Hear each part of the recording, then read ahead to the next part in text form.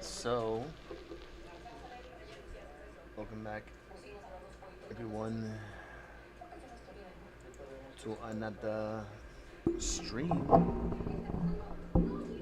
This is considered to be the overnight. Well, it's not overnight, it's just an after hours market overview with yours truly, Line of All Trades, here in the Lion's Den. And this is definitely breaking news here. Definitely breaking news.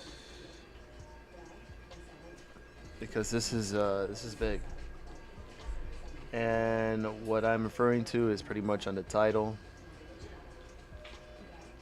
And the subject is on Coinbase.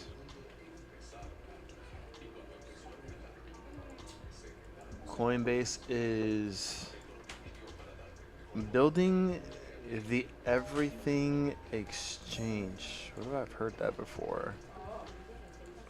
Where have I heard that before? But yeah, Coinbase here posted at 4:29 p.m. Eastern Time just a few hours ago. Not only that, but they also reported earnings, and it did not look so good. Not at all, even though it was on an uptrend these past couple days. Except now that I zoom out, now I'm really in doubt. So Coinbase, Coinbase back in July 18, it was at a high, an all-time high actually, of $444.65.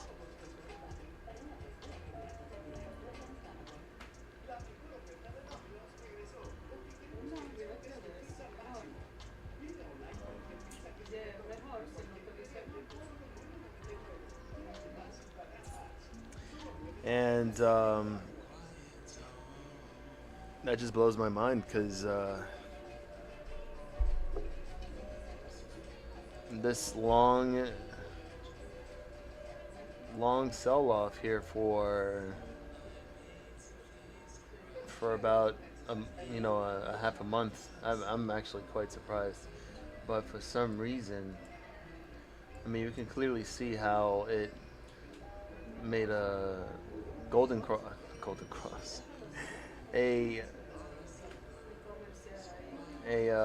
death cross, and it seems that it has completely traded below not only the 200 moving average, but also the 50, and just seeing the 9-day period moving average, just pure capitulation here. And not only that, but on top of earnings and the results, I mean, he did get a good earnings per beat. Earnings per share beat. Revenue was a big miss. Negative 90.09 million. And usually when revenue misses hard, the stock tends to drop even harder. So as you can see here, it was trading 4 o'clock in the morning Eastern Time from a high of $389.52 to the result of the earnings, which brought the stock from that price all the way down to $342.20 right now, post market. It's crazy drop. Not to mention what's been happening with the market in general. It doesn't look good at all. SPY making new day lows, and it's pretty low. I never expected it to be this low, even to continue during after hours from a high of well, actually, as a matter of fact, you might as well just call this the new all-time high for the SPY at $641.46.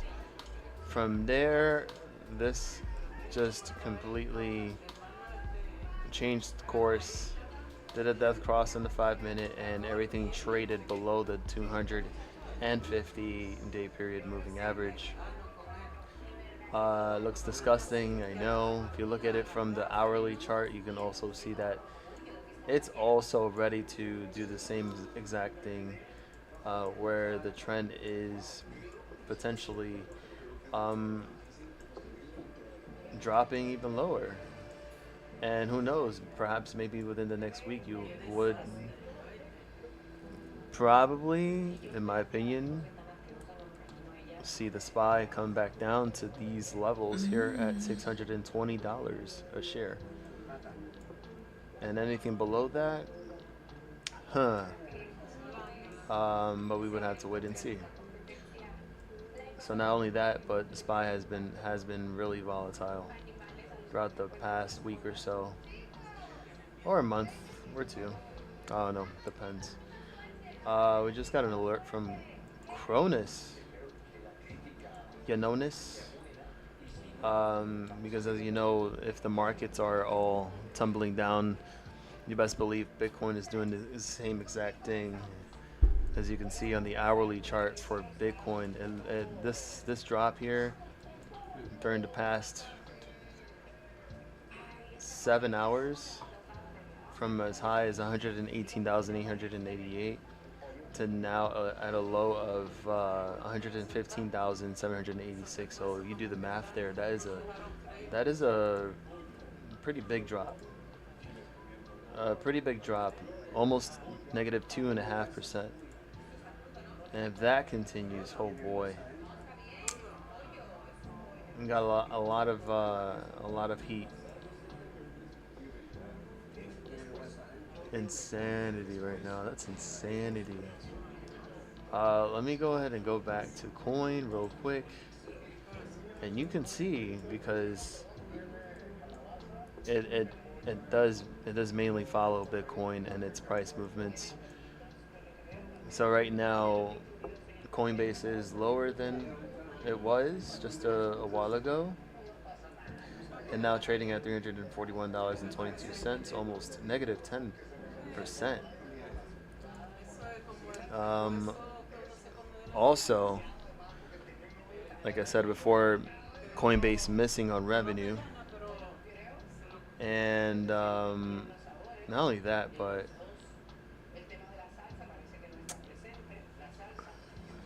Coinbase is to offer tokenized stocks, which contains of millions of assets, derivatives, and tokenized equities, and a lot more all in one place. So Coinbase is to offer tokenized stocks and prediction markets to U.S. users in everything exchange. This was reported by CNBC. So it says here, Coinbase will expand its offerings to U.S. users as part of an everything exchange that will include tokenized stocks, prediction markets, early stage token sales, and more, according to a new CNBC report. Yes, I am here. I'm in here for real, Johnny. Good evening. How's it going, my brother? I do have to move around a little bit because I don't want to be able to fall asleep sleeping here.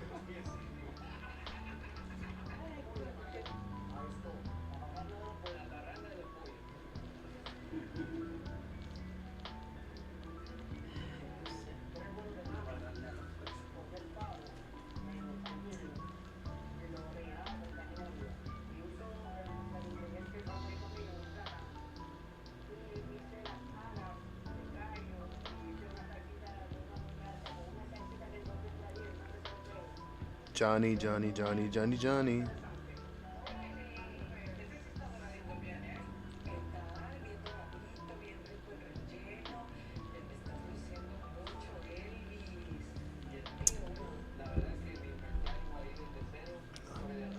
Um, Also, coming in the next months, Coinbase will roll out its new offerings first to the U.S. users.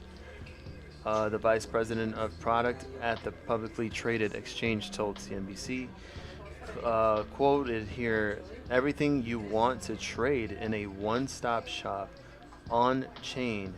We're bringing all assets on chain, stocks, prediction markets, and more. A marketing video released by Coinbase similarly teased an everything exchange. Now, Coinbase will face competition in the prediction markets space from Kalshi, to date the only federally licensed prediction marketplace in the United States, and Polymarket, the global leader that plans to re-enter the U.S. following its recent acquisition of licensed derivatives exchange QCEX.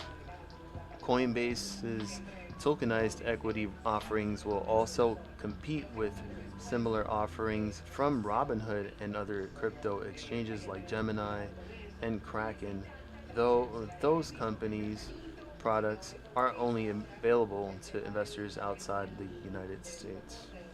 Coinbase also announced its quarterly earnings on Thursday, which had just happened, with spot volumes dipping slightly compared to the start of 2025. Data theft alone cost the company $307 million this quarter, according to the company.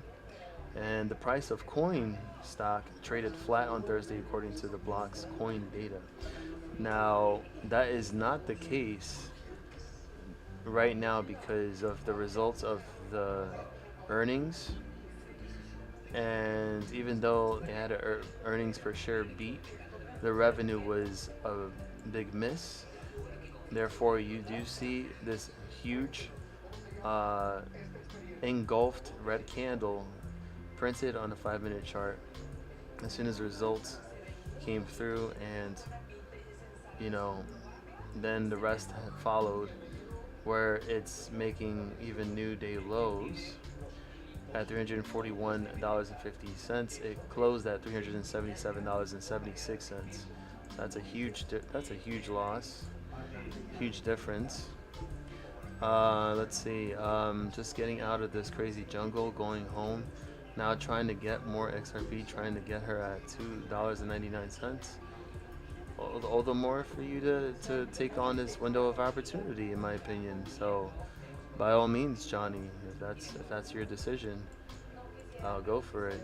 I do think that there is still a lot more downside, that could possibly happen with Bitcoin and the rest of the crypto market. Look at the rest of the markets of what it's doing,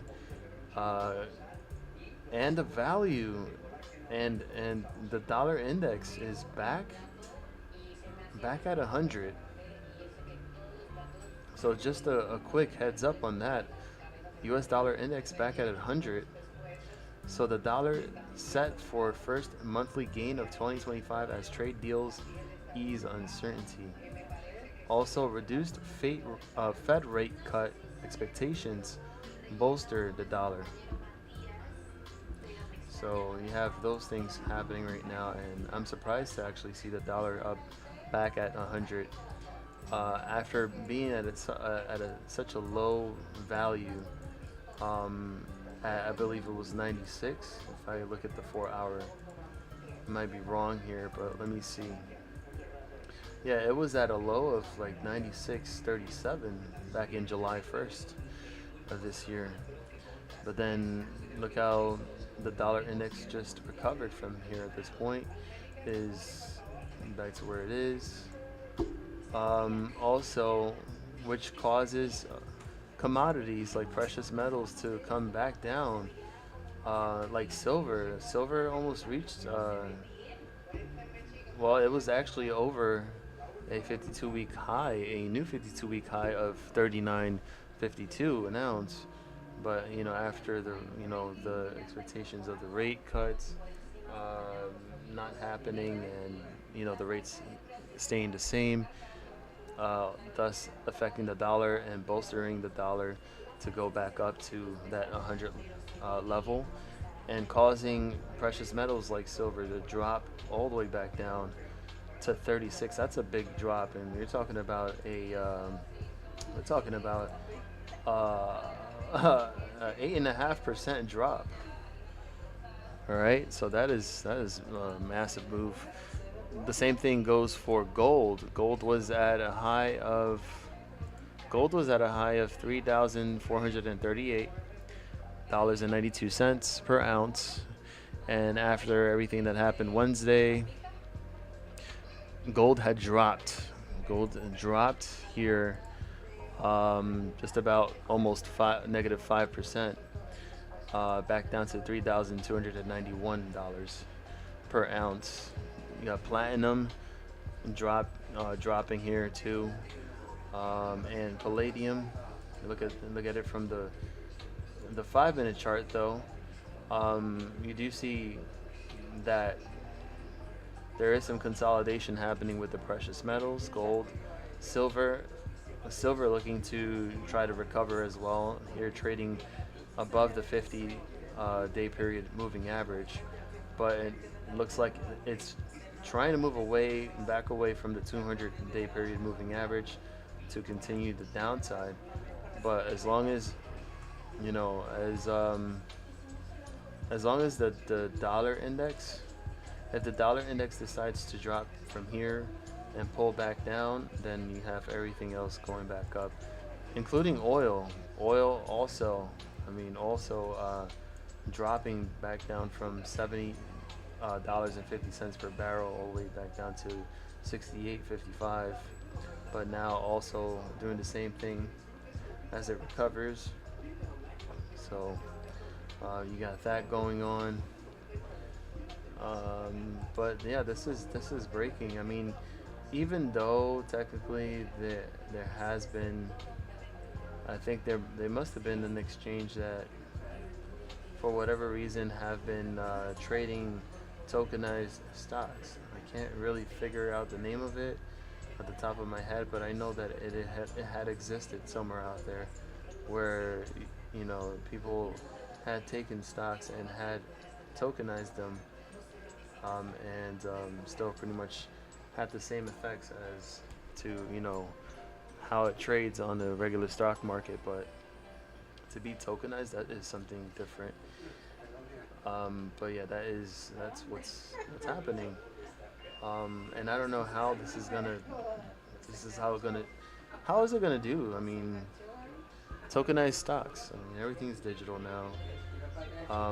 You could be able to, get your shares delivered quite fast.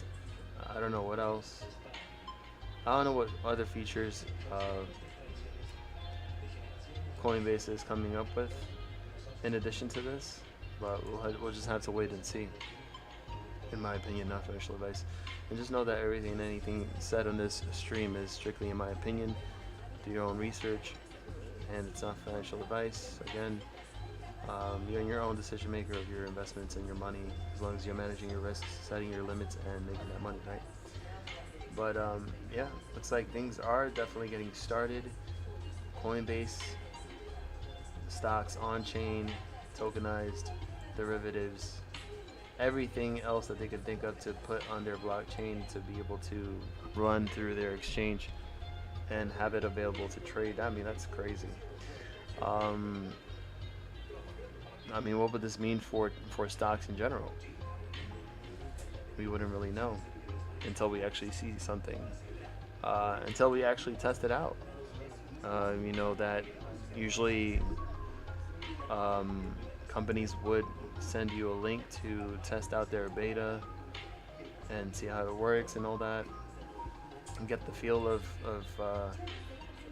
playing with the features and trading the actual stocks in tokenized form on the exchange and all that stuff. But yeah, anyway, that's like the big news that's been happening. But like I said, this has been something that is not really new. This has been the case before. And if I look up tokenized stocks, if I looked at tokenized stocks right now, you can see that that's not the only exchange. All right. Let's see.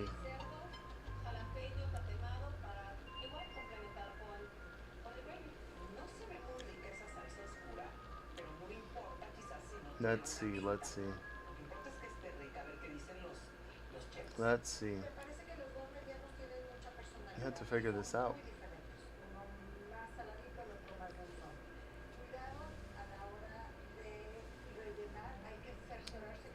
I actually wonder how this affects shorts.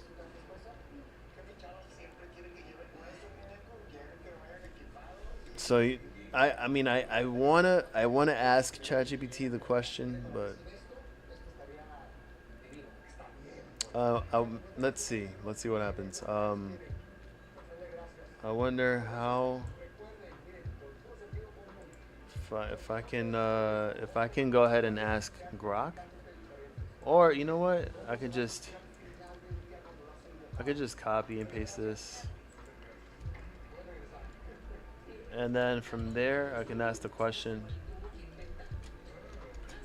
how would this change the stock market, and what could this mean for shorts, especially involved in the meme stocks? I'm so curious to see what the answer is going to be from ChatGPT, but let's see.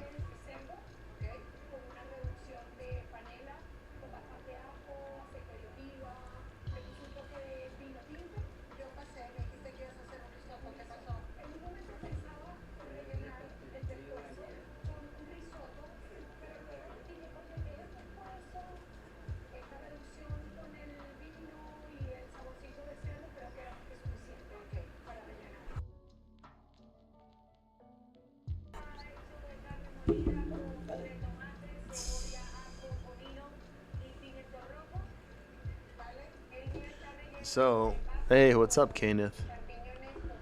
So, as you know, right, as you saw in the title, Coinbase, uh, even though they had a crappy reaction to their earnings because of their revenue, I mean, give it that's the case. Um, but earnings per share beat, revenue loss. You're gonna get this reaction, but maybe probably see recovery later on tomorrow, and who knows, probably climb back up over to 360 if that's the case. But yeah, man. Yeah, Coinbase to launch tokenized stocks and prediction markets for U.S. users, expanding into an all-in-one on-chain exchange. So I pretty much asked ChatGPT. So I copied and pasted that statement. And then I asked, how would this change the stock market, and what could this mean for shorts, especially involved in the meme stocks, right?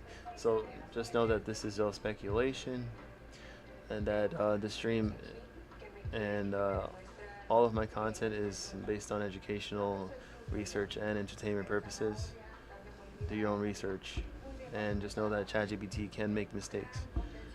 Um, Not financial advice. Kenneth, what's up with you, man? How's it been? Here about to like read this conversation with ChatGPT in regards to Coinbase launching tokenized stocks and prediction markets for the U.S. users in an all-in-one on-chain exchange. I mean, let's see. So, Coinbase launching tokenized stocks and prediction markets for U.S. users is a major development that could disrupt traditional finance and the stock market structure itself. Here's a breakdown of the implications, especially for short sellers and meme stocks. Let's figure this out right now. But if you haven't done so yet and you're just tuning in, please feel free to hit that like button, share this content, and subscribe. It doesn't cost a thing to do that. Would mean a lot. And thank you always for showing love to this channel and on this content in any way that I can to be able to help anybody uh, in terms of information and what they decide to do um, in order and as long as it benefits everyone and makes something out of it, that's all that matters to me. So, but yeah, number one, market structure disruption. So this is traditional versus on-chain markets. So you have traditional stocks trading on centralized exchanges, like for example, as you know, the New York Stock Exchange and NASDAQ, with T+2 settlement and layers of intermediaries, which include brokers and clearing houses. Now, tokenized stocks on chain could offer 24 hours, 7 days trading, which include instant settlement, so you don't really have to worry about uh, stocks on chain waiting 2 days, 3 days for your transaction on the stocks or your trades to settle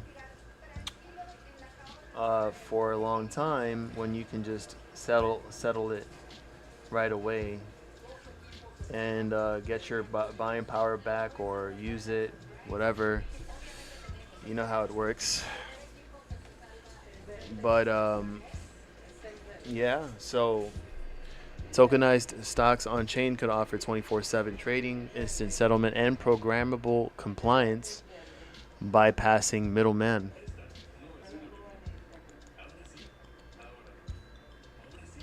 The impact, the impact on this. Give me 1 second.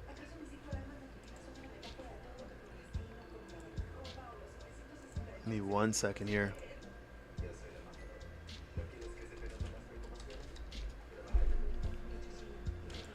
Just needed to do that real quick. Now,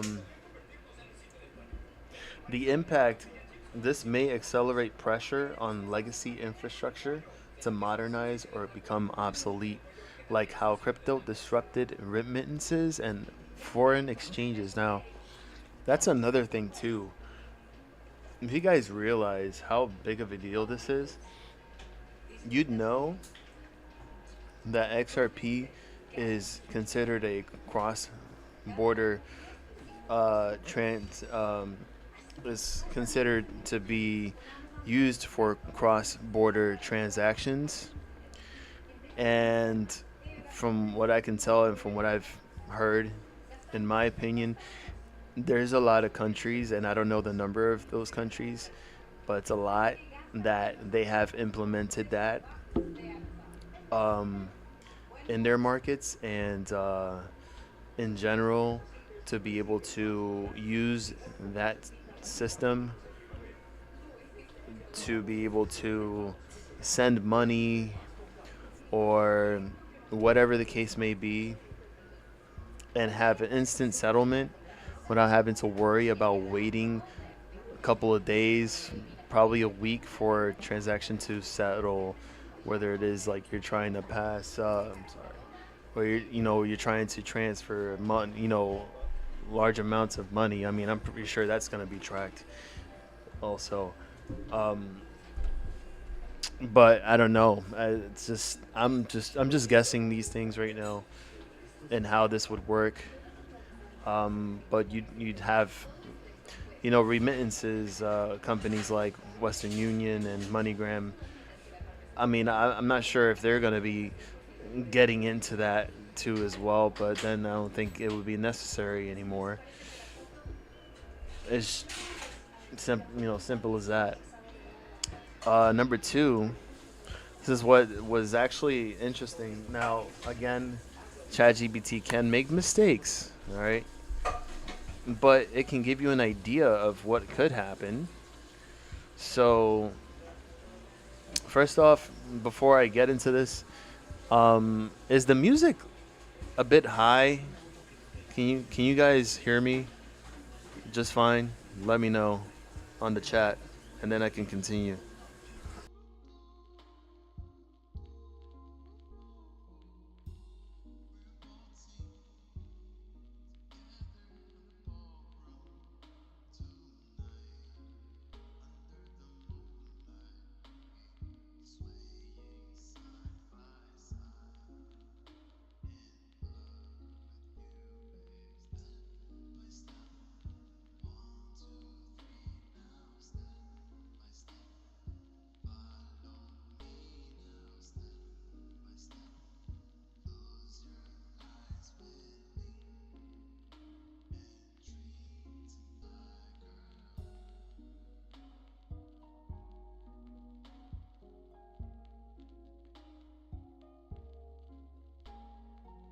Bitty bitty bitty boom boom boom.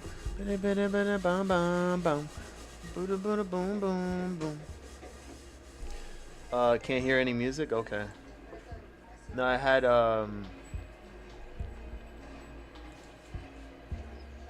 okay. Cause I don't know how sensitive the music is. I'm just trying to make sure that it's not too. Try to make sure that it's not too high. But anyways, thank you for letting me know, Kenneth. Um, so the pressure on shorts and market makers. So short selling on tokenized assets. How difficult would that be? Um, huh.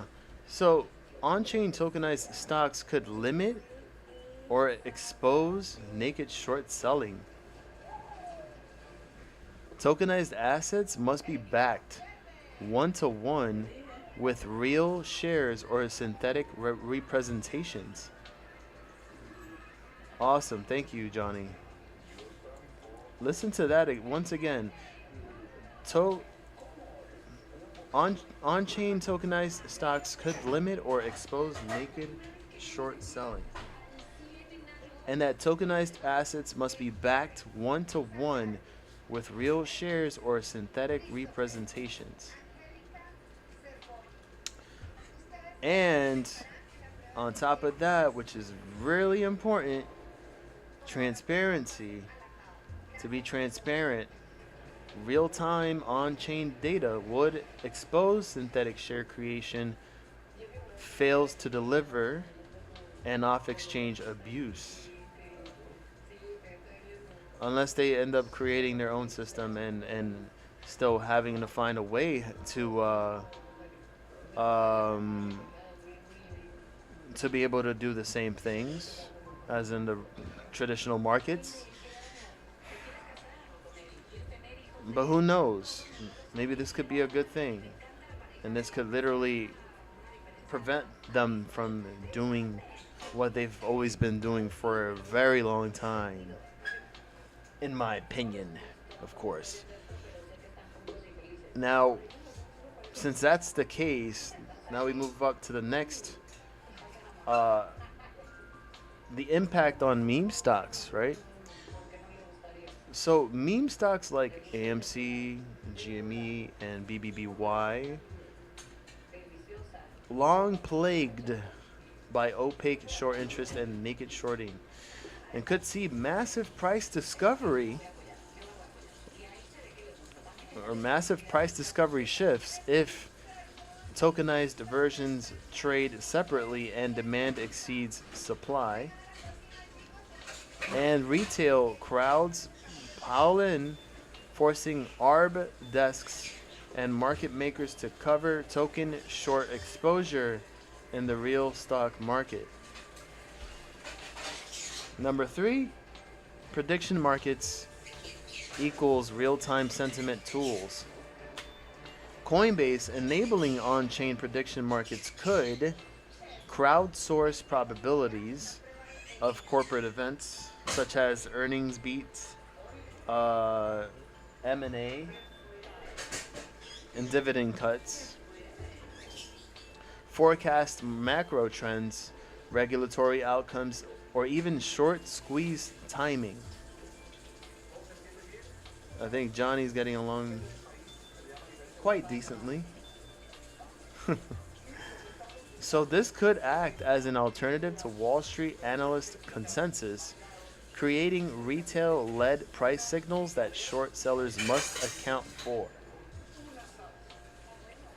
Next at number 4, regulatory arbitrage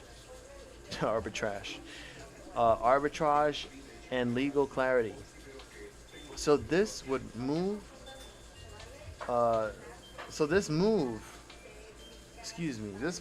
puts pressure on the SEC and FINRA. So if Coinbase offers these legally under a regulated structure, like using DAOs, tokenized ETFs, or security tokens, it opens the door for mass on-chain migration. and regulators may rush to catch up as failure to regulate tokenized equities could render parts of the current system irrelevant. Now, number 5, meme stocks could be the first to move. Why? Because they have massive retail followings who are crypto savvy. Hence, Doge and Sheeb and all the other tokens within that time period while all of that was happening, right? People started to research and get in deeper into the crypto space and learn a lot of things, how things would work, etc., etc. And they are already targets of synthetic suppression, for example, through off-exchange trading and dark pools. So tokenized trading could reveal true demand and fair value once free of legacy plumbing. If tokenized AMC or GME spike independently off of their New York Stock Exchange counterparts, arbitrage pressure may force the quote-unquote real prices to catch up, driving squeezes. That is interesting. I'm thinking about that. And I'm wondering when this is all going to go live. Once Coinbase launches and this all-in-one on-chain exchange. So, in conclusion, Coinbase's launch of tokenized stocks and prediction markets in the US could break open hidden layers of the current system, offer real-time transparent data that makes naked shorting harder or impossible, create a parallel market where retail sentiment directly impacts price, and that could act as a catalyst for short squeezes, especially in meme stocks, by exposing supply-demand imbalances the traditional system masks. I wanted to know, how could this be done? How could this be done, right? The tokenized assets being backed one-to-one with real shares or synthetic representations. How could this be done? In ChatGPT's opinion, all right, again, ChatGPT can make mistakes, but let's see what it says here. So, number 1, fully backed tokenized stocks, one-to-one with real shares. This is the most transparent and compliant approach. How does it work? So, let's say a licensed custodian or broker-dealer, possibly Coinbase itself, or a partner like Anchorage or Backed, BAKKT. Interesting, right? Backed. Now, as you know, Backed dropped very hard. Very hard this past Thursday after hours. It was trading at $24.50 when they had announced pricing of a $75 million public offering to buy Bitcoin. So ever since that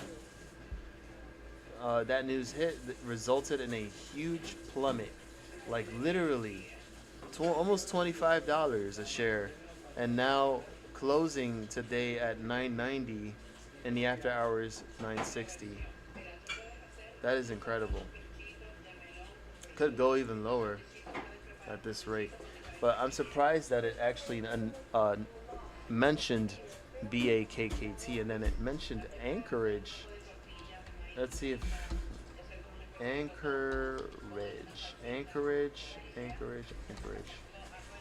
Stocks. It's no stocks. So I can't really see anything based on that.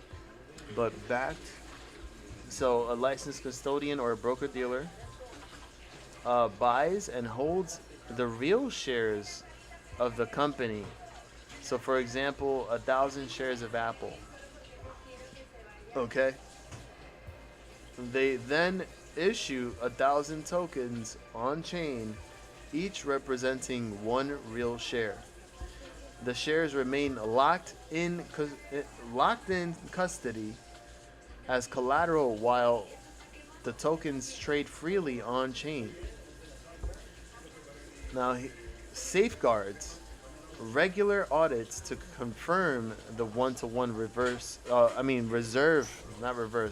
the one-to-one reserve backing, smart contracts that prevent over-issuance, redemption rights, which token holders may convert back to real shares, depending on know your customer or KYC. And as for example, if Coinbase issues coin.t, which is tokenized Coinbase stock,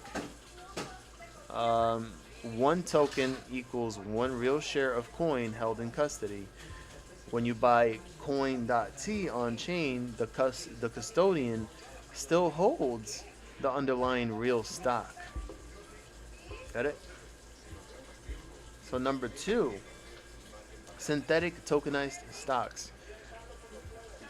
Derivatives based. These don't hold real shares. Instead, they track prices via financial instruments, kind of like a CFD, also known as contract for difference or perpetual swap. Now, how does this work? So a DeFi protocol or centralized exchange creates a synthetic asset, STS, also known as STSLA, using oracles to peg its price to Tesla. The platform uses collateral, which could include USDC, Ethereum, etc., and algorithms to mimic price movements. You don't own a share, you own price exposure. Now the risks and features. There's no redemption into real shares. Liquidity depends on protocol collateralization and great for international or DeFi access, but regulators may treat it as a security derivative. Now, for example, Mirror Protocol's MTSLA or Synthetics SAAPL, live examples of synthetic stock tokens that trade without holding the underlying stock. Crazy, right? Then you have wrapped and cross-market models similar to wrapped BTC or USDC, and this model wraps traditional equities into a tokenized format. So the structure, a partner like DTCC or an ETF provider wraps a basket of stocks like an ETF and issues a token representing ownership. The token trades 24/7 on chain, while the redemption rights and NAV arbitrage keeps the price in sync. So for example, a wrapped QQQ token issued on Coinbase, where each token is redeemable for a fraction of QQQ ETF shares. Smart contract controlled unwrapping ensures one-to-one convertibility.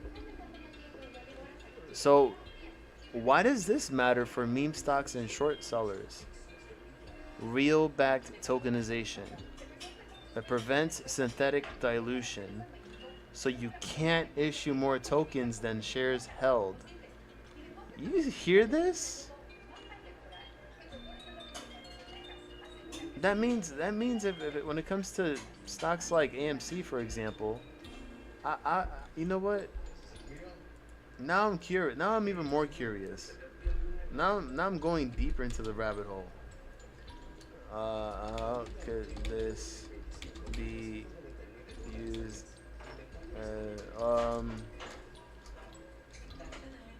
as an example like AMC. I want to read that. Gosh, I want to read it. So we're going deep into the rabbit hole. So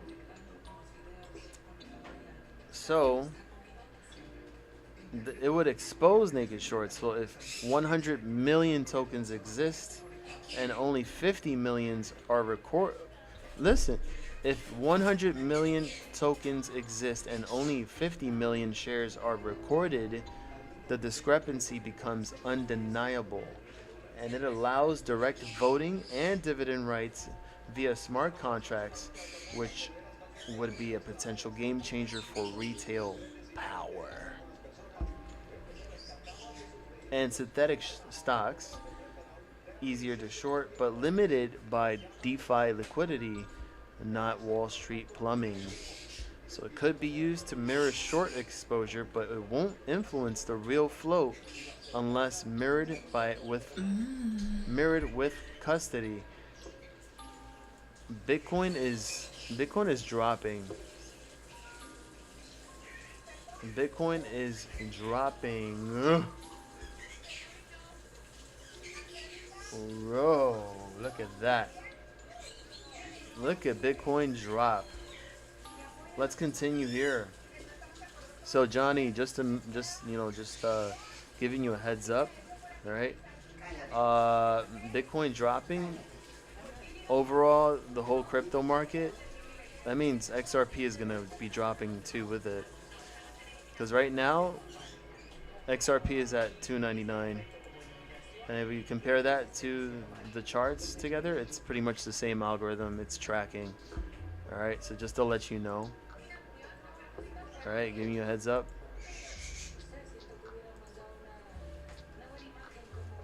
So if you wonder why XRP is dropping, there you go.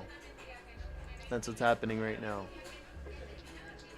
Now, the final thought for ChatGPT based on this subject. Tokenized stocks are only as real as their collateral or mechanism. And if Coinbase takes the custody-backed route, we're looking at the beginning of a more honest, permissionless Wall Street, and one that could expose and break the backs of over-leveraged shorts, especially in meme stocks. Now, I also wrote another question, an example. AMC, so preventing synthetic dilution. You can't issue more tokens than shares held. So how could this be used as an example like AMC? So it says here, excellent. Let's walk through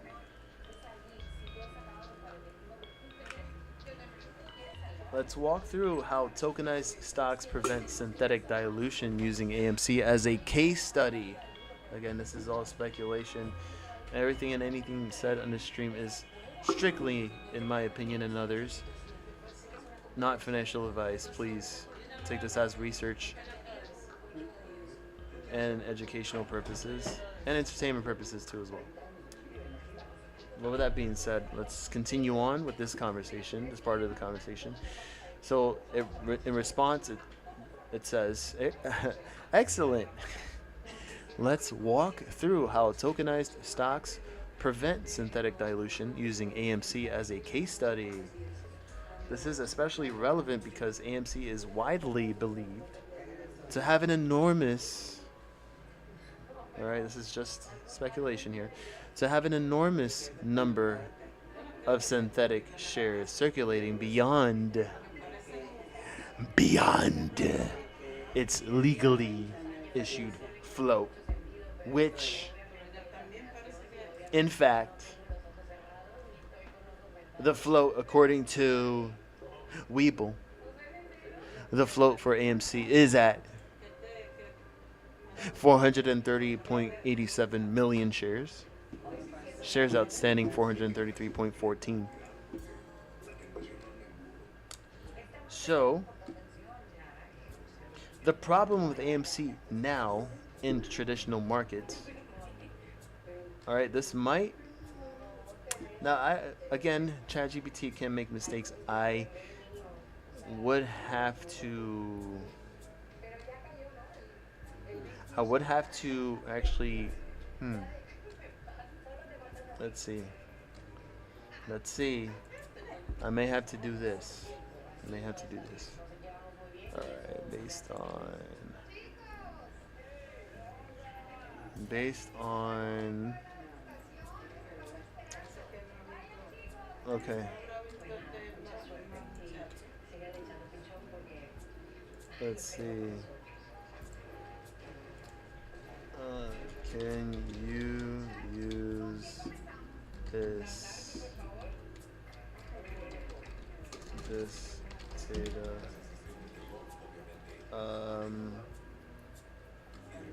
for this example? Let's see.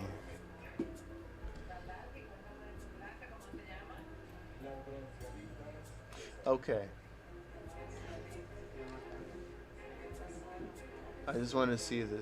Okay, this might be the same thing. Okay, so based on the data for this example, breaking it down, it shows here, of course, the price where it closed of $2.90. The volume traded at 9.41 million shares. Average volume for 3 months, 12.11 million shares a day. The free float, again, 430.87 million shares. Shares outstanding, 433.14 million shares. Market cap of 1.26 billion. And nearly 100% of trades shown are OTC, dark pool trades. Now, step by step on how a tokenized AMC would break this open. Now, token minting based on real custodied shares, my bad. Suppose Coinbase or a DeFi protocol tokenizes AMC with a strict one-to-one backing. Let's say they buy and custody 10 million real AMC shares, then issue 10 million AMC.T tokens. These would be on-chain, whether ERC20, which is, I believe, an Ethereum-based blockchain. Again, I can just fact check that. It is considered a technical standard used to create fungible tokens on the Ethereum network. All right, so ERC, which also it also stands for Ethereum Request for Comment 20. Again, the technical standard used for creating and issuing fungible tokens on the Ethereum blockchain, which those tokens are interchangeable, meaning each token is identical and has the same value as another token of the same type. So they'd have to use that or something similar to that standard. And these would be audited and transparent, non-lendable, or re-hypothecated. So compare the tokenized float with the Webull data. Let's run a comparison. All right, traditional 430.87 million, tokenized on chain 10 million. Could it grow over time in volume on a daily basis? I don't know. Trade transparency mostly hidden via dark pools OTC on the traditional markets, but tokenized on chain would be fully on chain, fully transparent. Shorting, of course, in the traditional markets, naked and hidden shorts possible. If it's on chain, tokenized, they must locate the tokens first. So then ownership certainty, not transparent at all, it's opaque. But tokenized, it would have to be verified and auditable. And voting and dividends on traditional markets, it's obscured or lost in broker chains Tokenized on-chain will be possible via smart contracts. So notice from your time and sales feed, nearly all trades are OTC and not on lit exchanges. This is a classic marker of off-exchange routing, which can hide real supply demand and be used to manage the price suppression. So that's a good observation here by ChatGPT, as you can see right here on the time and sales for AMC. On the very right side, you can see there the exchange says OTC. It's been OTC majority of the time. There is NAS, which is also standing for the NASDAQ exchange, but mostly all rerouted to the dark pools or the OTC exchange. Um, so, what happens when token price deviates from the exchange price? So, if AMC.T, which is the tokenized version of AMC, starts trading, AMC.T equals $4.50, while New York Stock Exchange AMC equals $2.90. Interesting. So the impact indicates scarcity premium for real shares and possible oversupply slash dilution in the New York Stock Exchange market. Second scenario, token demand increases, but no more tokens exist. The impact, custodian must buy real AMC shares, putting upward pressure on the New York Stock Exchange price. And the third scenario, short sellers can't locate tokens. The impact of this, shorting dries up, and unlike the legacy system where they can quote unquote borrow non-existent shares. So the big implication for shorts, in ChatGPT's opinion here, right now short sellers rely on the fact that the system lets them short via internalization, use fails to deliver, and hide synthetic positions across multiple brokers or market makers. With AMC.T, they'd have to borrow real, limited tokens, face on-chain proof of ownership, and be exposed in real time to market arbitrage. So in conclusion, what this screenshot reveals is that the Webull data shows heavy off-exchange trading, which is a red flag for market manipulation. There's no way to verify if the float is inflated beyond 430 million shares, and no mechanism to enforce a one-to-one real share ownership or ensure legitimate price discovery. But a tokenized version like AMC.T would cap share issuance to actual held AMC stock, create a clean supply-demand channel for price action, and expose synthetic dilution by comparing token supply versus the New York Stock Exchange volume and pricing. Isn't that crazy? You might have to rewind, Eric. But welcome back. Good to see you on here. And thank you for the 149. Thank you for the 149 hot dog and the peach, which is the best combination ever. You gotta love that. You gotta love that combination for real. Fuzzy peach, nice and juicy, hot and sweet glizzy, and all of that good stuff.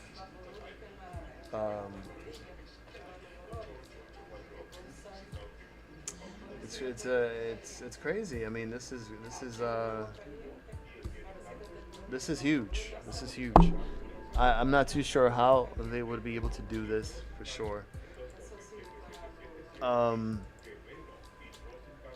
But another thing that I wanted to find out, because this is going to change the markets as we know it, especially with Coinbase tokenizing stocks, pretty much launching a tokenized stocks and predictions market for US users, an all-in-one on-chain exchange. God, my peeps, insanity. What is going on, my people? There's something that I wanted to find out. You can't spoof supply on chain. Look at this. So here's another thing right here. Right? So how tokenized AMC breaks the synthetic system. You can't spoof supply on chain. Short sellers can't naked short tokenized shares. Real share scarcity and demand becomes visible and price discovery becomes fair.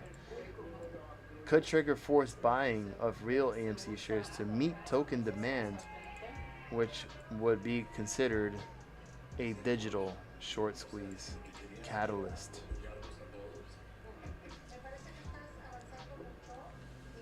Isn't that crazy?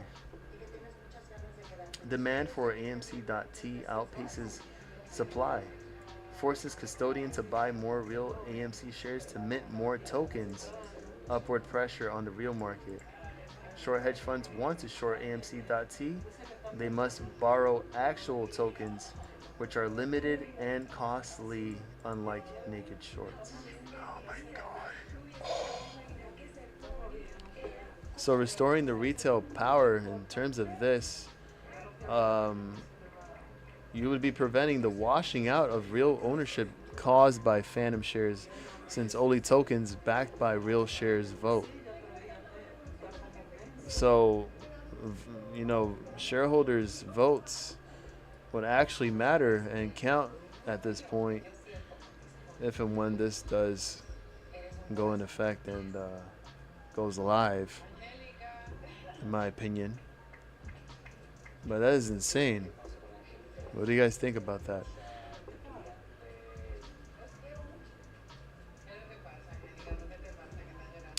Let's take a look at the comments here in terms of this news.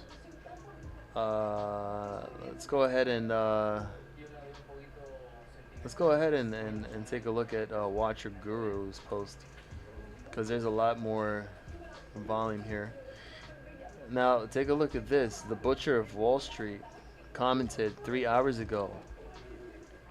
Look at this.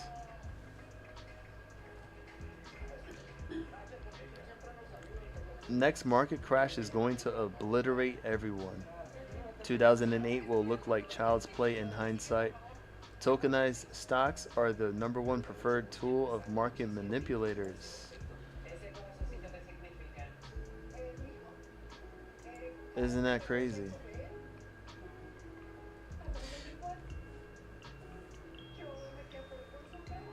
Which comes to my next question now. Is there any way for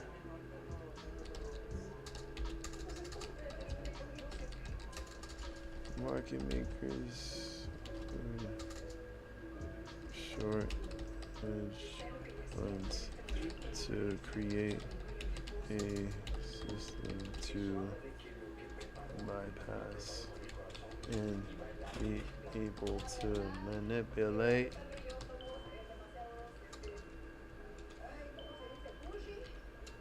I'm pretty sure it's possible. I'm not too sure, but the market, even though it's on chain, let's see. Okay. Johnny says, "Damn, I hate it when Robinhood skips my orders, my buy orders." You have to. You got to set the limit, and how many you're trying to get. And on top of that, Bitcoin is still selling off. Actually, as a matter of fact, XRP. Oh, it's still at 3. It's still at $3 right now, but that can change. But it's still tracking with Bitcoin. Now, okay. Oh, Avalanche? Got it. let's go over this together, and then we can move into that, because this is a pretty juicy topic, man. And again, everything is just in speculation. It's in our opinion, not financial advice. All right. ChatGPT can make mistakes. All right, I gotta keep saying that because it's just all speculation. This is make believe. But anyways, this is an interesting question here. Is there any way for market makers or short hedge funds to create a system to bypass and be able to manipulate the market even though it's on chain? This is what it says here, Eric. Check this out. Great question, and yes, while on-chain systems bring unprecedented transparency and control, bad actors like market makers or short hedge funds can still attempt to manipulate tokenized markets, but they'd face far greater resistance and technical limitations than they do in traditional finance. So it's going to break it down right now. Can market makers or hedge funds still manipulate on-chain markets? Yes, but with limits. They can attempt manipulation, but can't easily fabricate supply like in traditional markets. Here's how they could try, and why it's less effective or risky on-chain. So, creating synthetics on other chains, unbacked tokens. How? Use decentralized platforms like Mirror, Synthetics, or even roll your own contracts to issue unbacked AMC synthetics mimicking the real AMC.T. Why? They could try to flood the market with fake supply or undercut real tokens to suppress the price. Limitations: it's not backed one-to-one, which is easily detectable. On-chain wallets or contracts are public. Community and auditors can expose fakery, but it can't affect the real supply and voting rights, only price perception short term. Number two, wash trading on chain. How? They use multiple wallets, like Sybil attack, to simulate large volumes and create fake demands slash supply imbalances. Why? Artificially sway the price or sentiment. Limitations: on-chain identity, wallet clustering can detect Sybil, Sybil attacks. Let's go deep into what Sybil is. Sybil attack is a type of security threat where an attacker creates multiple fake identities or Sybils within a network to gain disproportionate influence. This allows the attacker to manipulate the system, disrupt its normal function, and potentially compromise its security.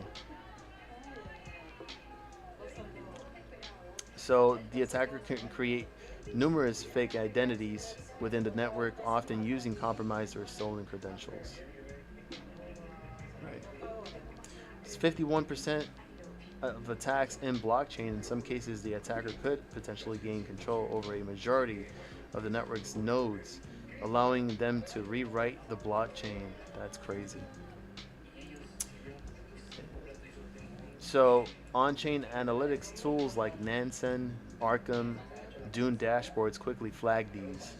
Reputation risk: hard to sustain once detected. Traders flee manipulated pools. Number three, liquidity fragmentation or front running via bots. How? They use MEV, which is minor extractable value, or sandwich attacks to extract profits and manipulate thin liquidity pools. Why? It pushes the prices, triggers stop losses, and scare retail. Limitations: decentralized exchanges using anti-MEV protocols like Flashbots or CowSwap can reduce this. Deep liquidity pools with TVL make it harder to manipulate without massive capital. And Coinbase or regulated token platforms likely use centralized order books, reducing on-chain MEV exposure. Number four, OTC derivative creation, synthetic exposure off-chain. How? Offer shadow AMC exposure via CFDs, swaps, or wrapped instrument off-chain. So why? because that can create pressure or arbitrage against token markets indirectly. Limitations: these products can't affect on-chain supply or the actual token float. And if Coinbase holds the real shares backing AMC.T, this tactic doesn't work unless they can manipulate token demand. This is crazy, right? Yeah, of course. When there's a will, there's a way. Mother.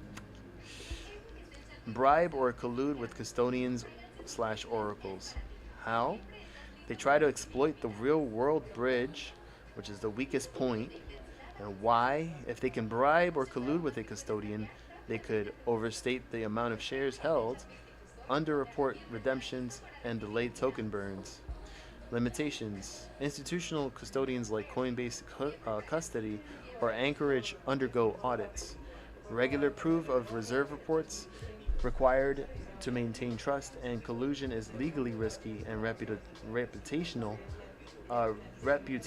fatal in tokenized environments. So, ChatGPT's final thought on this: transparency equals sunlight. So, even if short hedge funds try to manipulate tokenized AMC, they can't hide synthetic share creation. They can't short without borrowing real tokens. And every move is traceable and auditable by the public, not just regulators. You hear that? In legacy finance, you can't see the iceberg under the surface. But in on-chain finance, the water is crystal clear and everyone's watching. All right, be safe, Eric. So I'm going to go ahead and look into the crypto chat conversation where we posted. Fishy at 8:33 p.m. Ticker symbol FIG at $147. How about that? Shout out to Fishy. Jeez. Let's see. Let's go and look at FIG real quick. FIG, also known as Figma, closed at, wow, so it closed at $115.50, up 384.78% from its stock market debut, or IPO, from $84.11 at the beginning, going as high as $148. Actually, no, $148.80. And closing after market at 143.48. Wow, it looks like that could blow off its top there and try to go for maybe 150, 160. But yeah, Figma shares jumping 250%. Let's just go real quick to that conversation. Oh, to the link here. Thank you, Eric. We'll be looking into that right now. So this is from backed.fi. And it says here that backed tokenized Coinbase stock and S&P 500 launches on Avalanche. Let's read this. This was back in March 18th. So backed tokenized Coinbase stock, also known as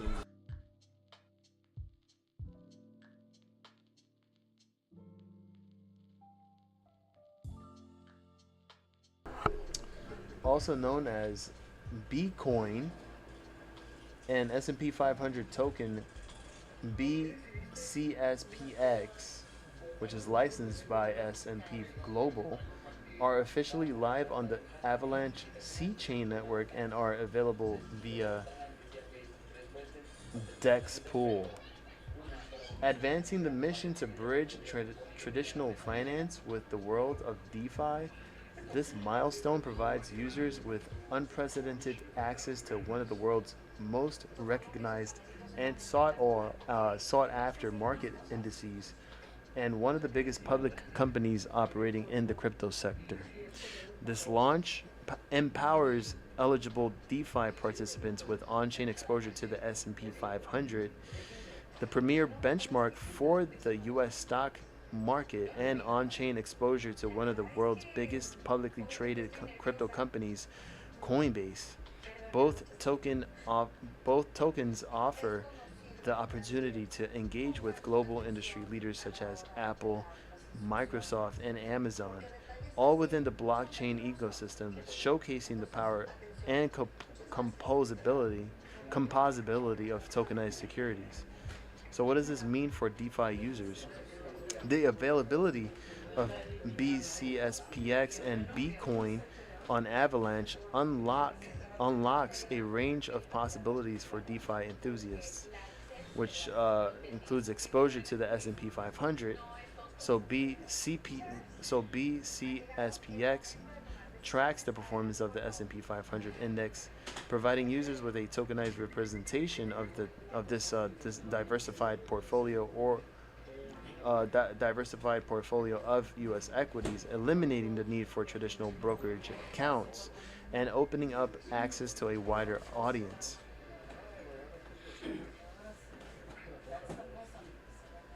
Exposure to coin. Get on-chain exposure to one of the biggest publicly traded crypto companies, Coinbase. Enhanced yield opportunities. Beyond simply holding BCSPX and Bitcoin, users can now provide liquidity on Faro Exchange and earn additional yield through Avalanche's incentive program.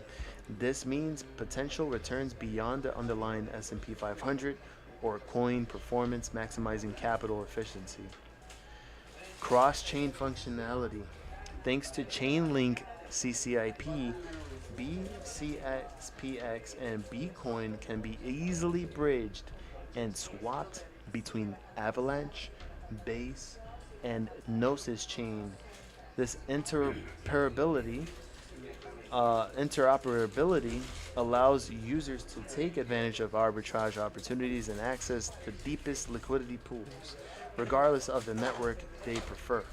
So, for example, if the price of BCSPX is slightly different on another chain, a user can buy on one and sell on another, profiting from the price difference.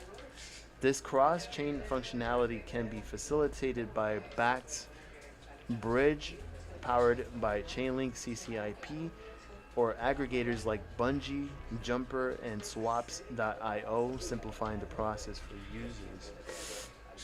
Enhanced liquidity.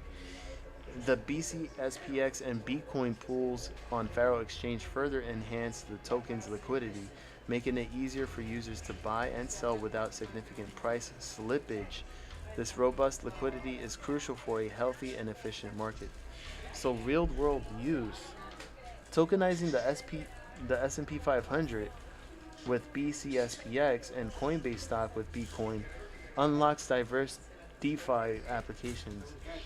Users can easily diversify portfolios with U.S. stock market exposure, use of B tokens as collateral in lending protocols to access capital without selling their assets, and leverage it to create synthetic assets, expanding the DeFi ecosystem's potential further. Damn, that is crazy. So the launch of BCSPX and Bitcoin on Avalanche represents a systemic step towards the mainstream adoption of tokenized securities by bridging the gap between traditional finance and DeFi. Bakkt is creating a more accessible, efficient, and transparent financial ecosystem. That is massive, and I guess you can say this has been existing for some time, now coming to life, and on top of that, the news of Coinbase, to launch tokenized stocks and prediction markets for U.S. users, making it an all-in-one on-chain exchange. Stocks, derivatives, what you can think of. But will it actually make a difference? will that actually make a difference in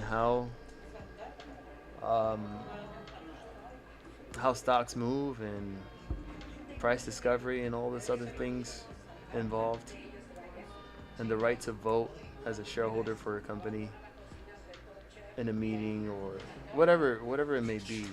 How could this big move change the markets? So, um, and on top of that, Webull has been doing prediction markets for some time using Kalshi. I don't know if you guys have been.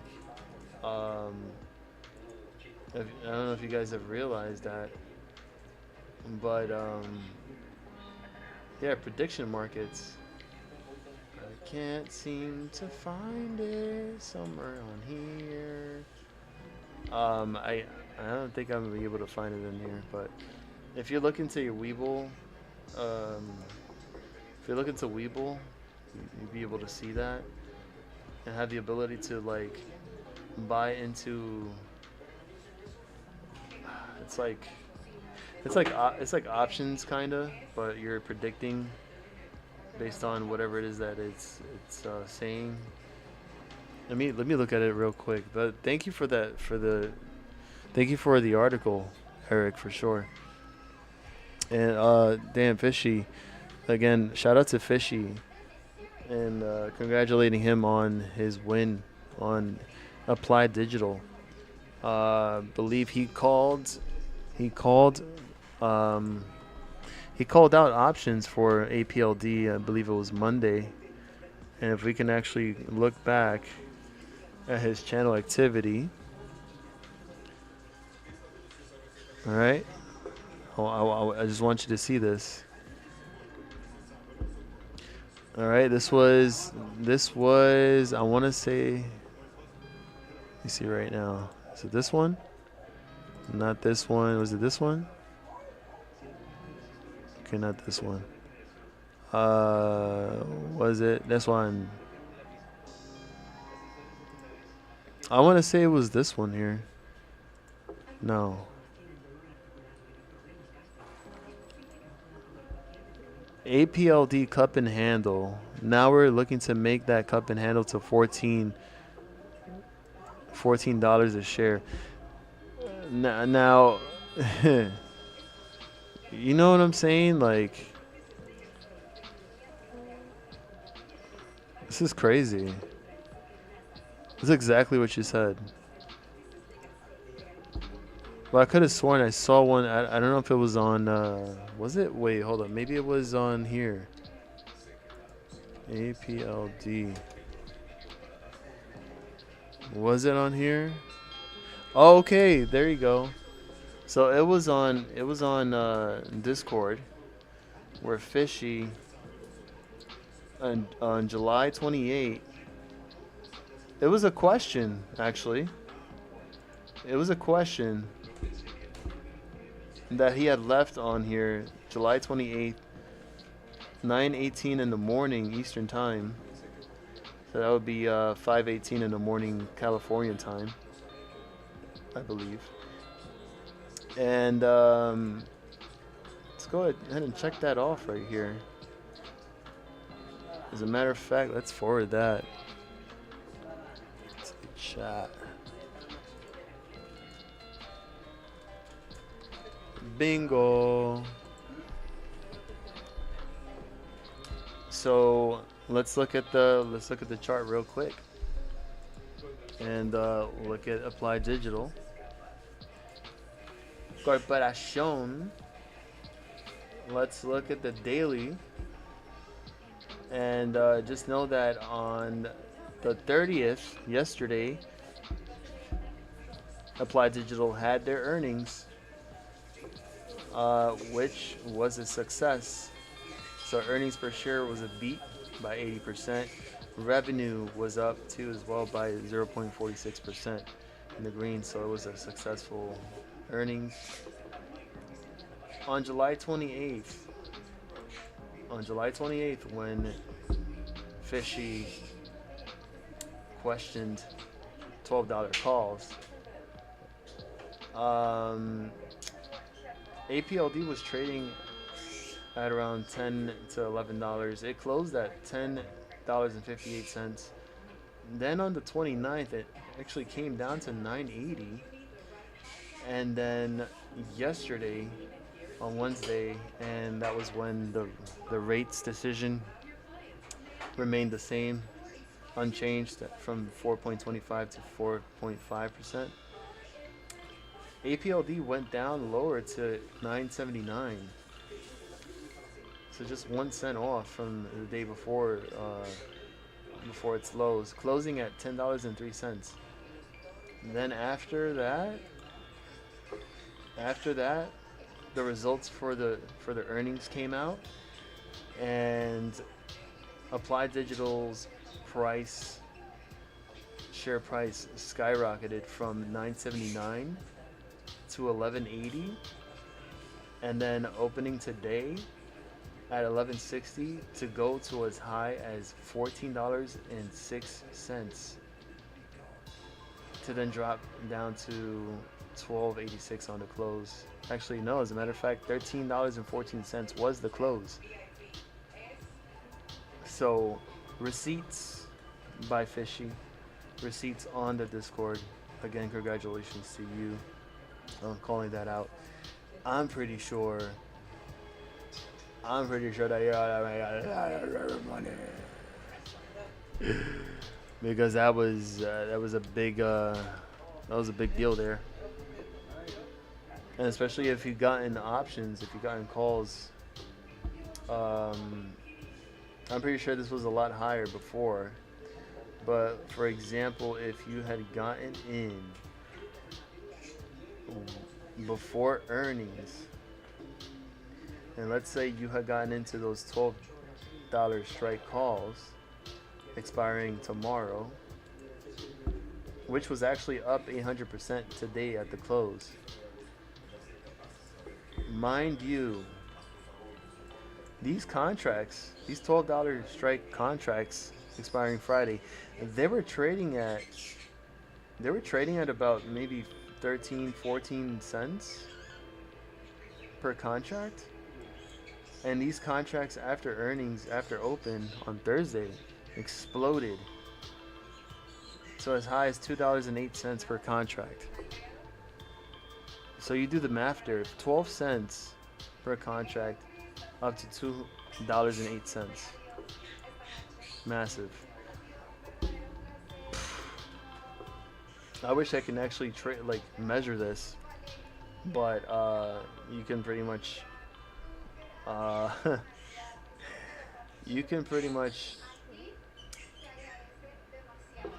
make the calculations yourself. That was a big deal. And we're talking about over probably like 2,000%, 3,000% in gains. Fishy got the picks. Yeah, exactly. Not financial advice. He got the picks. And we got the receipts to prove it. You're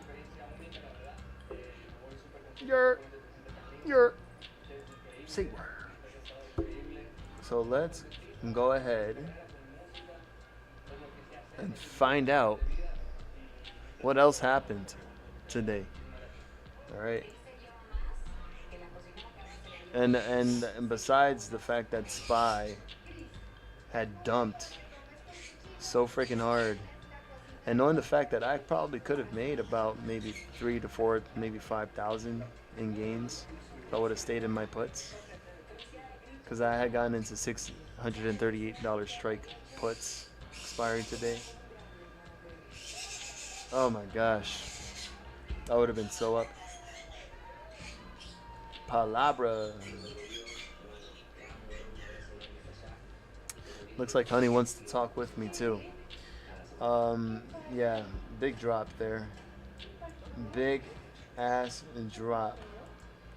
And it still looks weak to me. I'm not even sure if there's going to be any type of consolidation here or SPY to trade, flat.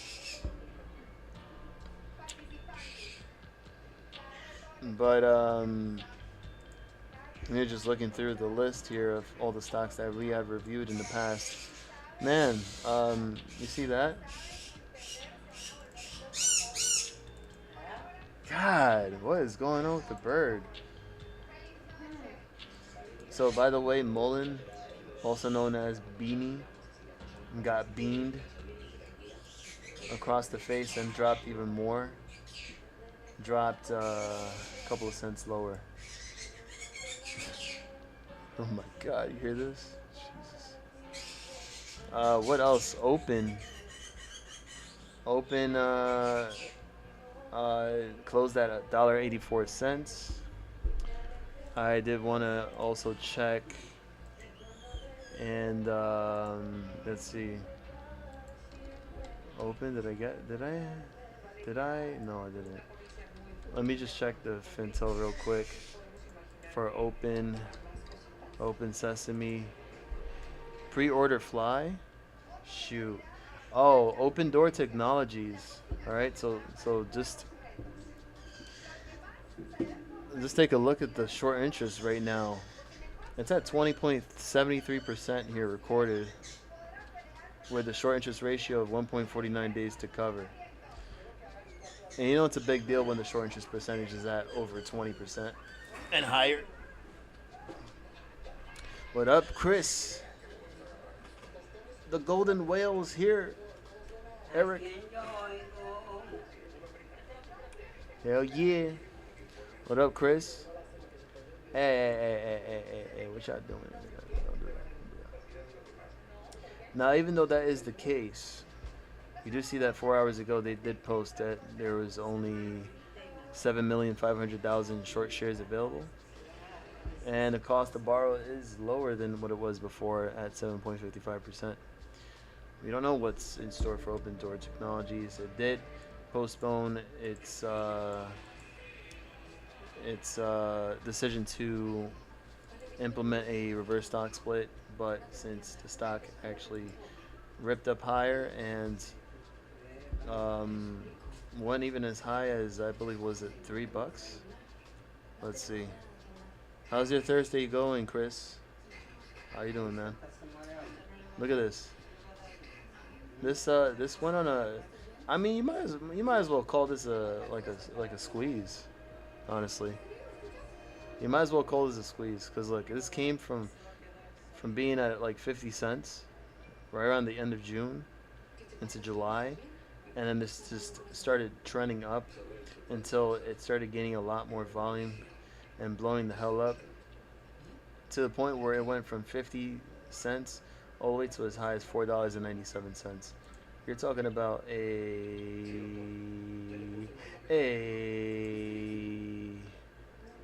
over 800% gain in 20 days. So that's huge, but now you can see that it is becoming a little P&D right now. A what? A P&D. My gosh.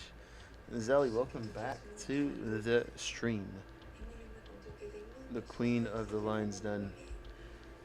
Back in the chat. Welcome back. Fishy pre-order fly. A little oopsie says, oh wow, look at those Amazon earnings. Yeah.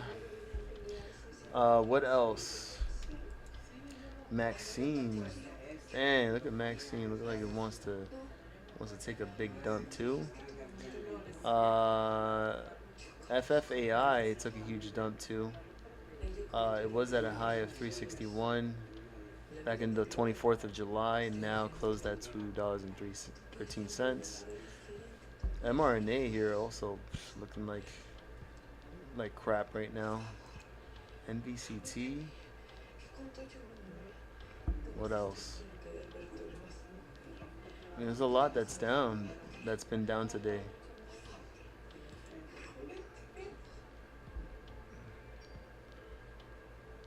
Let's see. Plug Power was at a high of $2.03. Now it's back to $1.50. It's being compared to fuel cell energy. That's interesting. Uh, Patterson UTI at $5.91. It looks like it has been trading flat. It's been trading flat for the past. It's been trading flat in a range since April. So that's actually interesting to see there. When will it actually break out? Who knows?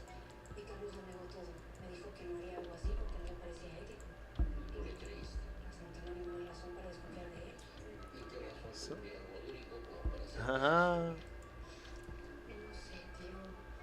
Interesting. What? Wait, what? Confused.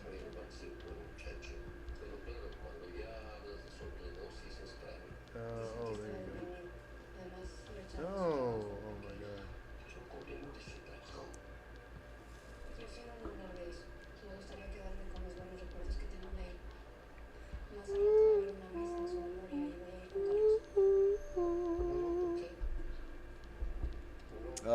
EXK. EXK from the fact that the rates were left unchanged and that bolstered the dollar in some way. I forgot how it did it, but the dollar is back at 100. It's back at 100. The yen consolidates. The Japanese yen consolidates and may strengthen on possible technical recovery. The dollar is set for first monthly gain of 2025 as trade deals ease uncertainty, and the reduced Fed rate cut expectations bolstering the dollar. So you can see right here on the daily chart how the dollar index recovered since July 24th,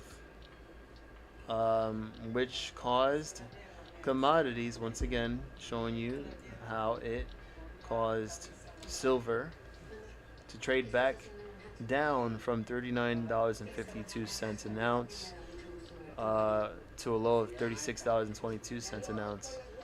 Right now, trading at $36.66. Gold also from $3,438.92 an ounce to trading right now at $3,292.17. Oil just came down just a little bit though. Um, Mind you, it was at $70.49 per barrel. Looks like it's trying to come back down to retest this 200-day period moving average here on the daily at $67.98, $68 to be exact. But this could change, and also the trend on this, you see more of a upcoming approach for that golden cross, which you can see right here. If this both connects, that's going to leave for oil to start trending upward along with that, in my opinion, not financial advice. And it could start raising oil stocks little longer, little higher. You do have Indo in some ways still in the same range where it was before and trading a long time. You also have HUSA now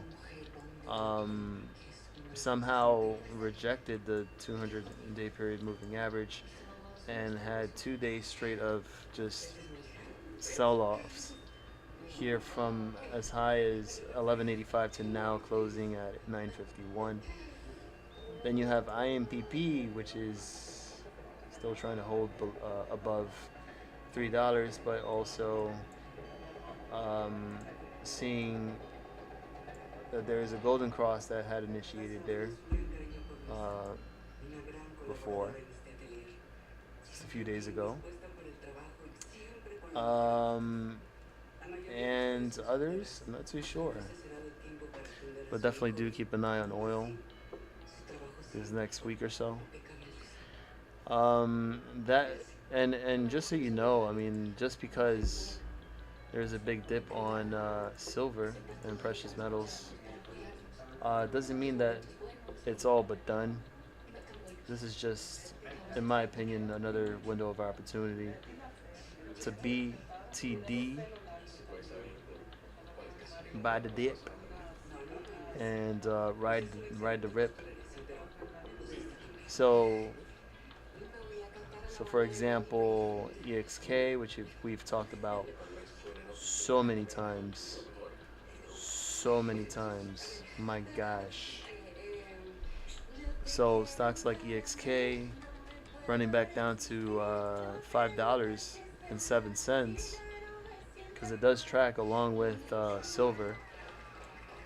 Whatever opportunity it may be, I don't know if maybe it if it continues to drop, it loses 5, and maybe $4.40 could be the next level of support, somewhere between 440 and 475, around that range. And if it bottoms out from there, then you already know that could be potentially a next opportunity to swing it back up. And once silver goes crazy one of these days, I'm pretty sure EXK will do the same exact thing.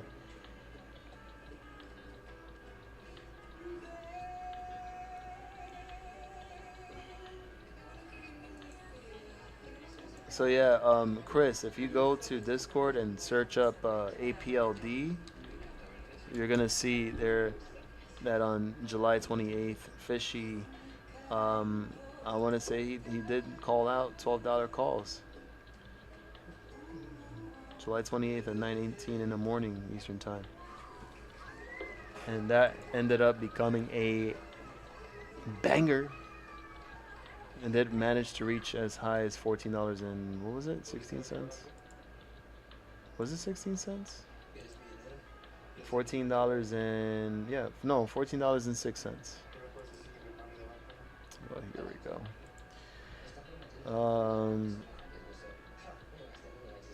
God.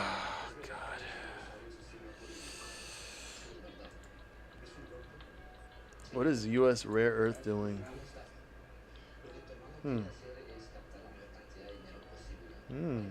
Okay.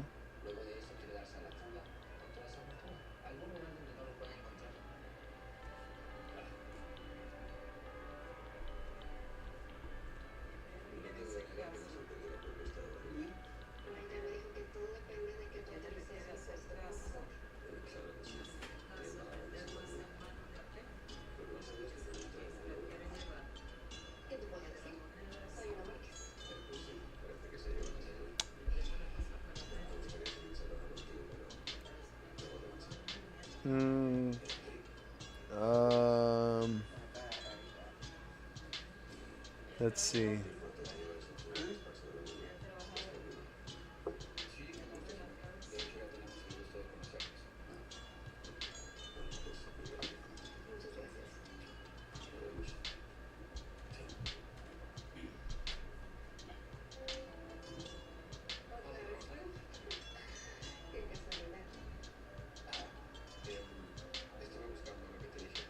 What? Nah, no way. No way. Oh God. Christ. Okay, so SPY is actually. Okay. BTBT, what's going on with BTBT? Dang. Went as high as 449. What were we talking about BTBT before?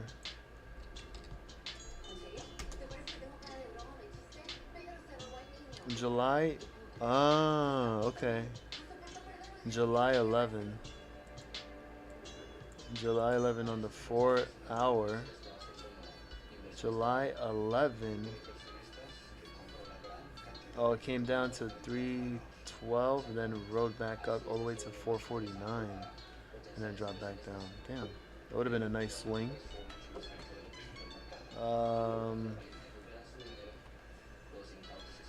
No. We already know that you're the biggest whale in here, Chris.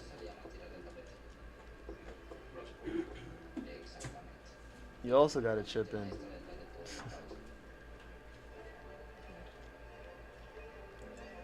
What is this doing? That looks disgusting. Mm-mm.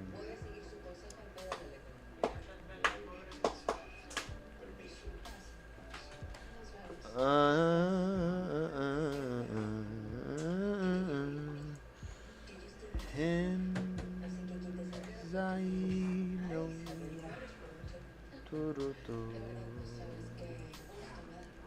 Let's see. Give me 1 second.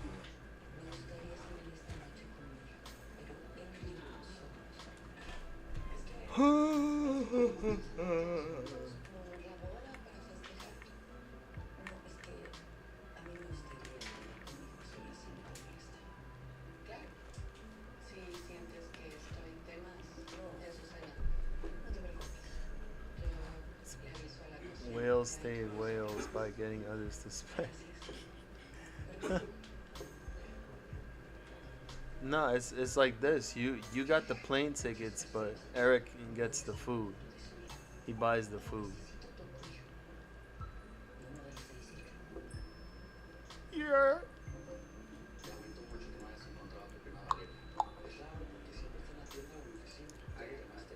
Damn, what happened here? Shoot. Microvision. Oof. Workhorse. Workhorse? Wow. That was July 11th. Workhorse. Wow. From $1 to 561 and then back down again. What is going on here?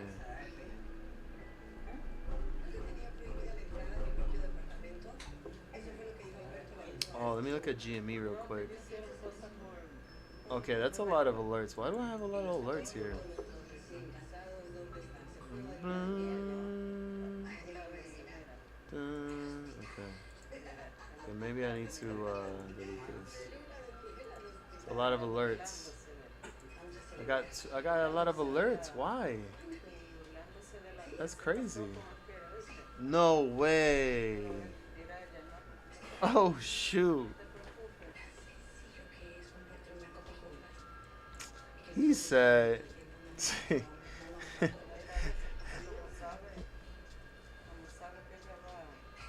and he said whales stay whales by getting others to spend.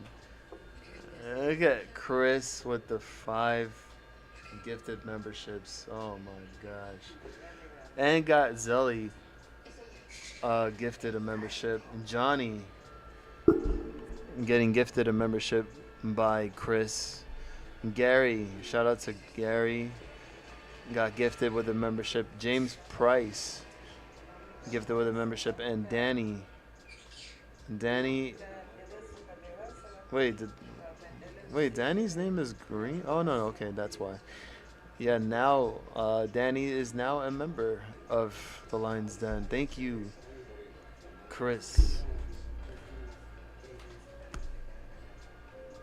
Thank you. That's well, hold on. Wow, that's pretty cool. Y'all can all spam your roars and your rockets and your green candles go boom boom and all that. But I just wanna thank you, Chris, for that, and once again for all the support, for the love, and for being you. So thank you. That was a very nice list. And the most common, the usual OGs that would be in the chat. Cause Zelly's number one. That's why it chose Zelly. And on top of the fact that she's been ranking at number one at the top fans, but Eric's been taking over now. And it's been between Eric and Roaring Lion.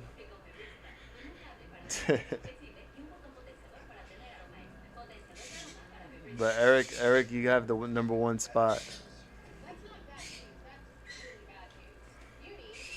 So you guys need to step up your game. You're.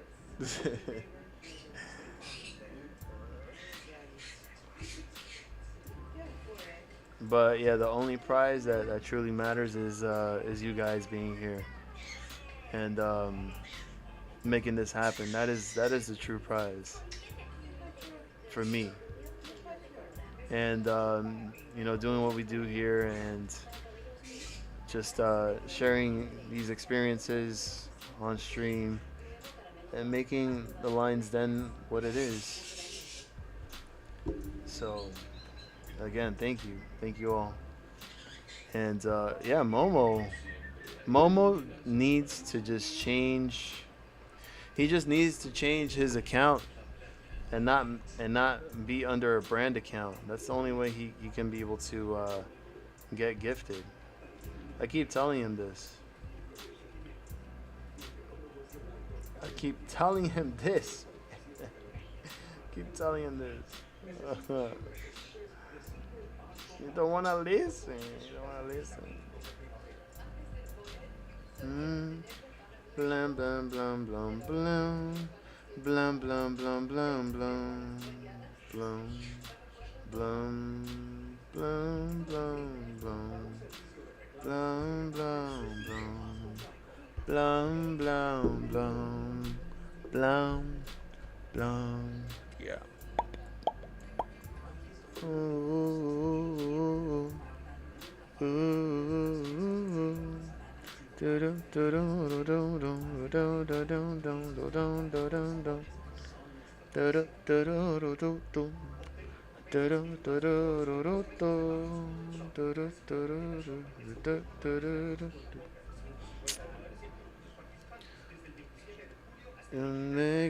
I do. You wanna you. No matter what I do.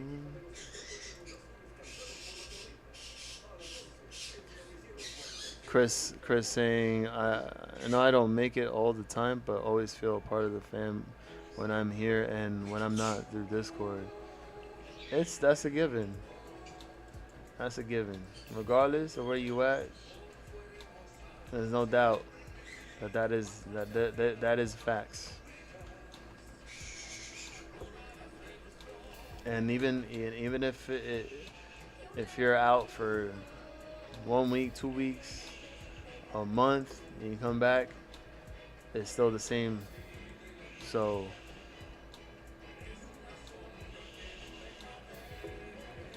he's active, my peeps. Chris is active on the show, my peeps. So it's yeah. So and the thing is, you're not gonna get this anywhere else. And this is how I treat everybody else. This is how I treat each and every one of you guys. You know, I'm always acknowledging you all as a Lions Den fam. I'm always engaging with y'all. We're always connecting, you know? That's what it's all about. Is that connection, that community, you know, that just, you know, being one with each other and being able to do what we do here and having fun at the same time and, you know, having fun conversations, but also, spreading information and sharing things that we don't know, that we become aware of, and that would benefit our next trades, possibly, potentially, for us to make something out of it and make a lot of money. And James Price is definitely another great example. James Price, a great example, a huge example of a few call outs, but he is the one and only Unity master. He's been Unity number one since Unity was mentioned here and brought to our attention by Roaring Kitty. Unity is given. You gotta love it. It's the best. It's been going crazy, crazy as it is, ever since Unity was brought over here. Can you believe that? Can you believe how much Unity has been growing? But I commend James for that. And he's made a lot of money, huge amounts of money through Unity. I congratulate James. You're one of the greatest here. No doubt about that. And you're one of the OGs too. You gotta love that stock. Gotta love it. Not financial advice, by the way. But yes, much love to you, and thank you also for making this happen. And one question I would have to ask myself in that case. But did I get in? But did I get in? But did I get in? But did I get in? No. But if I did get in, I would guarantee that I would have probably made a lot of money. A lot of money. Huge amounts of money. I would have probably gotten over 10K in my portfolio right now if it were for Unity. I'm crying deep inside. You don't know how emotional I am right now.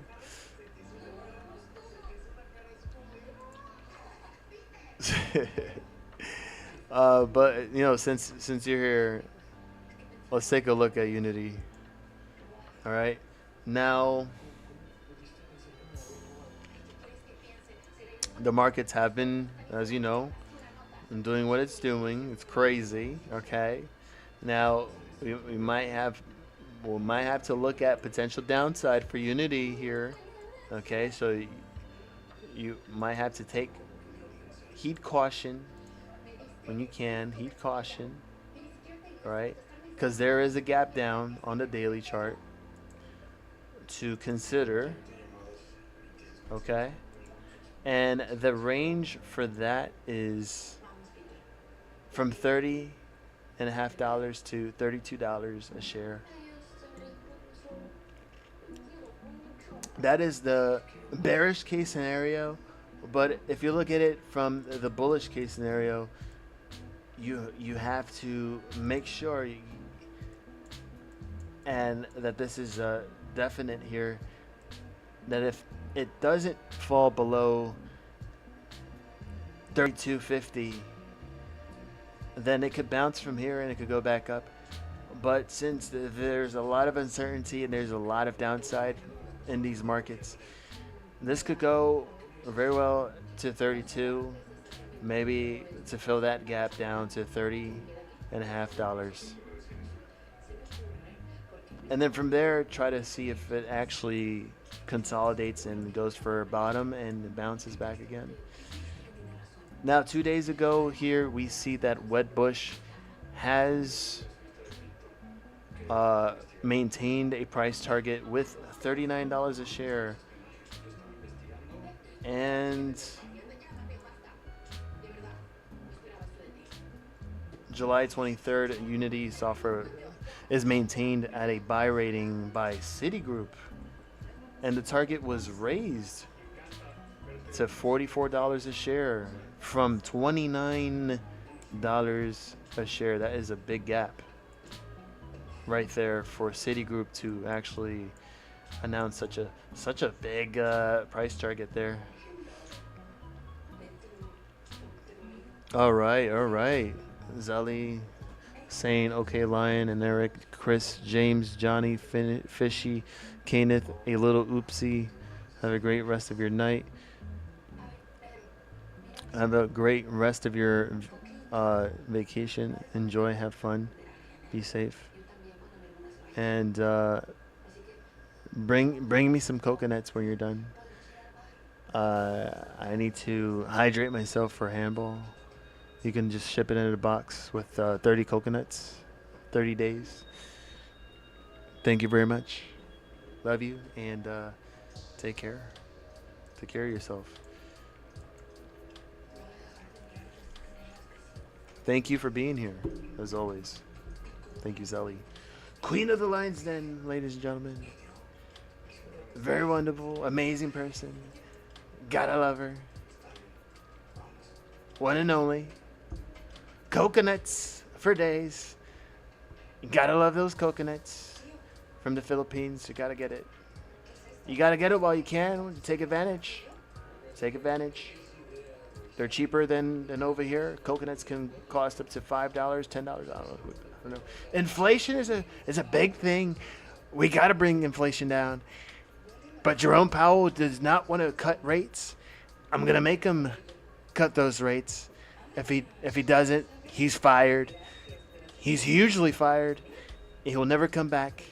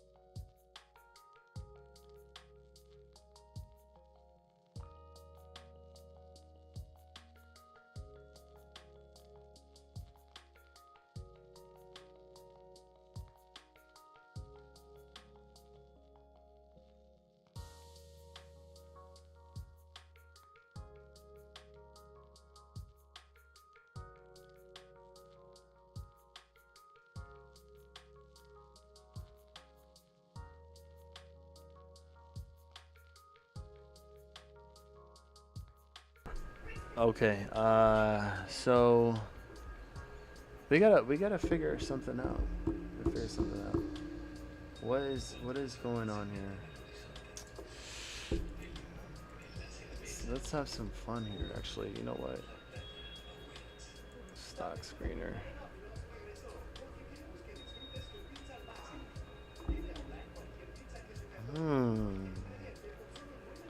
Papel.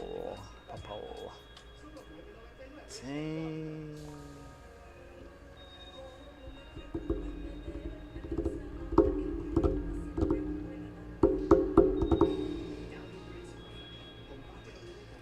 Biotech, 59 cents. SLRX, that sounds familiar. SLXN.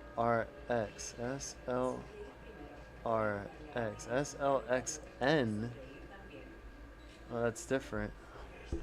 SLRX.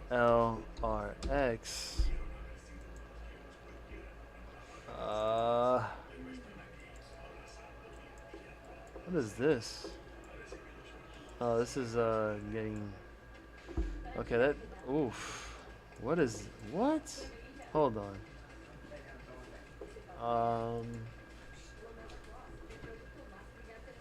Oh wow, it did like a huge pump here from 61 cents, 369.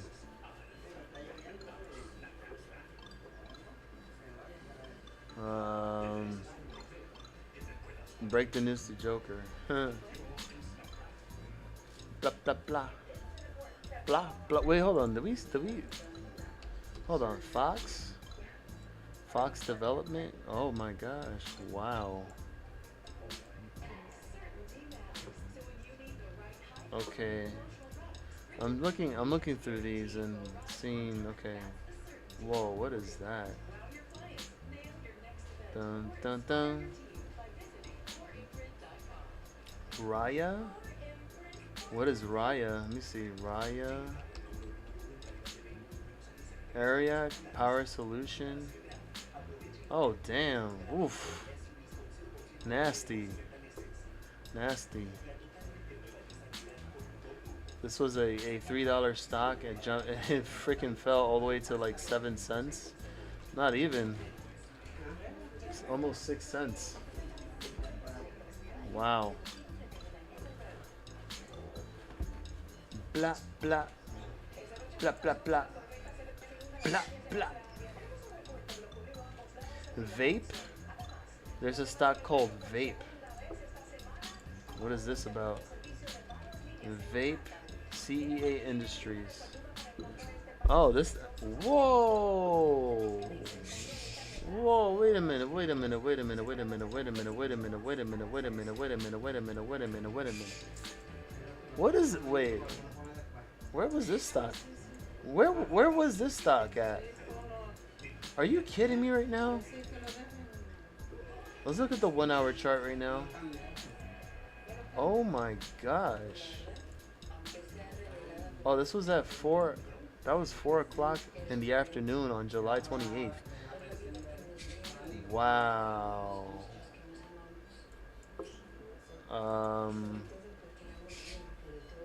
It was just one straight candle that went from $12 a share all the way to $72.15. Does that make sense? Oh my god. How did we miss that? How did we miss that? Bro, what?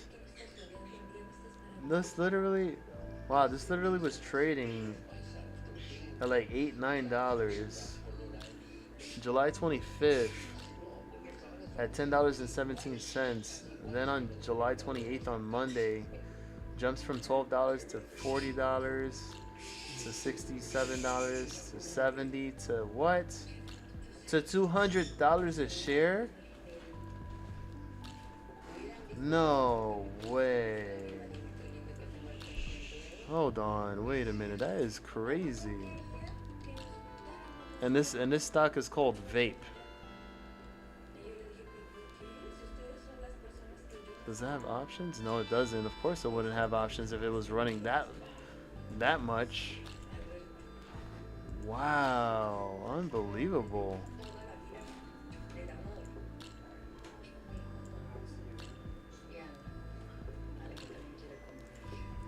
What was the news on this? Oh. So 3 days ago, CEA Industries and 10X Capital, with the support of YZI Labs, announced $500 million private placement to establish the largest publicly listed BNB treasury company in the world. The largest publicly listed Binance treasury company. BNB. So yeah, they unveiled a $500 million private investment in public equity PIPE deal. The raise delivers $400 million in cash and $100 million in BNB cryptocurrency, with up to $750 million more if warrants cover.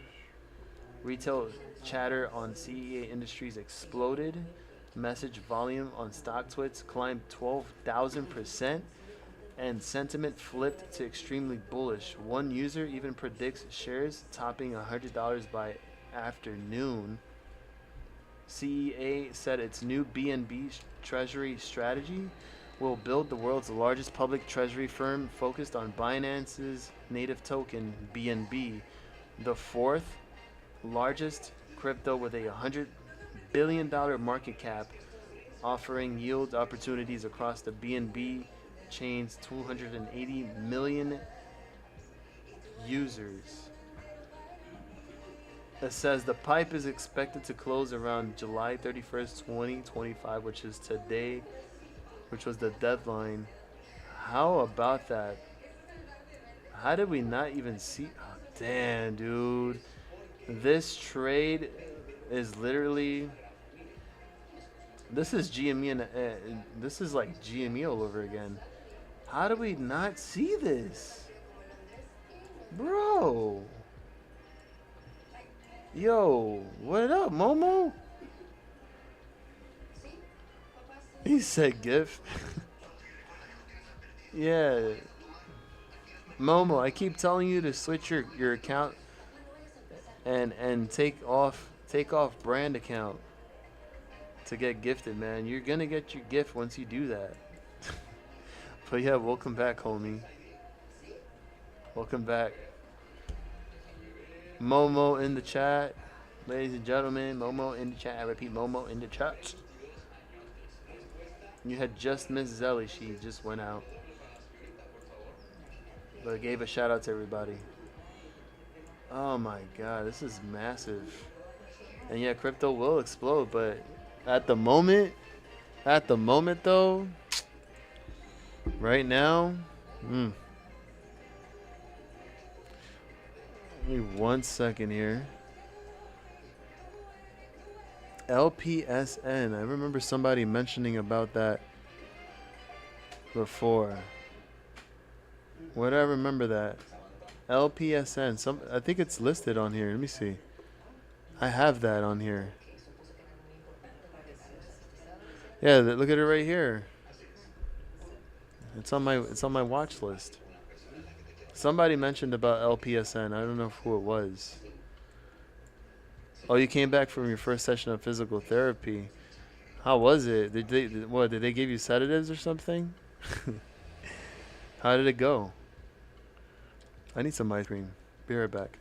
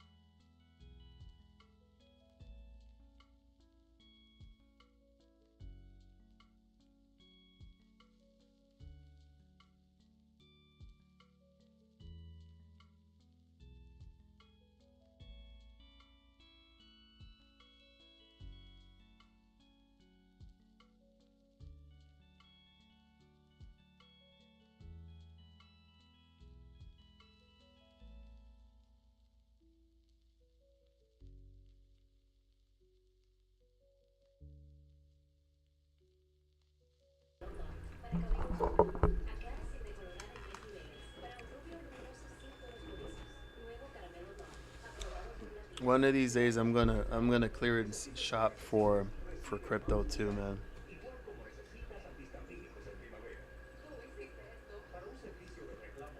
I gotta hand me some of those ISO 20022 coins, man. Then I gotta get me one of those One of those cold storage cards.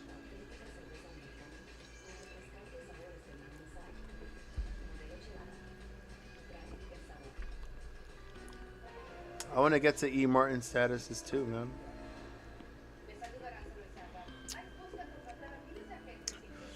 What does it mean to diddle a skittle? Yo, guys, do you know the answer to that? You know, as a matter of fact, let's ask ChatGPT that question.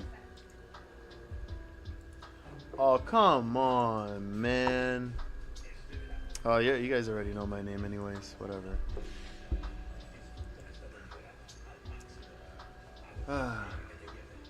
So the phrase diddle a skittle can have different meanings depending on the context, but here are the most likely interpretations moistly. An old British expression, game related, innocent. Historically, skittles is an old English pub game similar to bowling. Diddling a skittle could colloquially mean messing around with or lightly flicking one of the pins, often in a casual or mischievous way.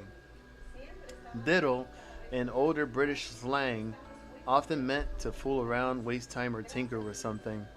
So taken literally, it might mean playing or tampering with a skittle pin in a game setting. Double entendre or slang. In in more modern or suggestive slang, diddle is sometimes used as a euphemism or for oh my god, no, I can't read that. I can't read that. Um that is crazy. All right, yeah. Sometimes used as a euphemism for um I guess stroking the eggplant or sexy time, and skittle might be used metaphorically as a body part. So, in this sense, diddle a skittle could be a playful or cheeky euphemism, depending on who's saying it and the tone. Man, bro, nonsense rhyme wordplay. It could also be used as a nonsensical or whimsical phrase, similar to twiddle your fiddle or fiddle faddle, essentially just for the rhyme and oh man, I'm done. Whatever, bro. I already had a feeling he was gonna go. He was gonna go that way.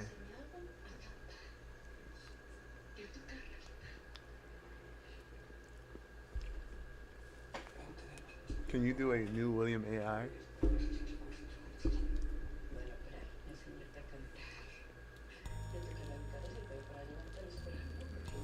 Can I do a new William AI?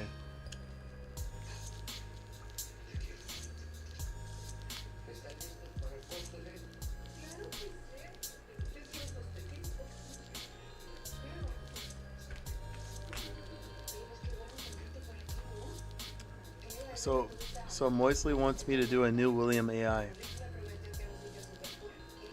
If there was one thing that you want William to do, what would it be?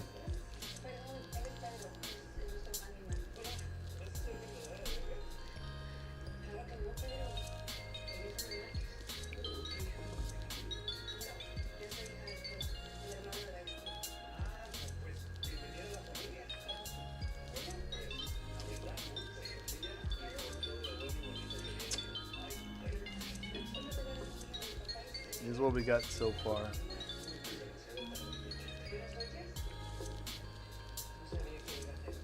Woo!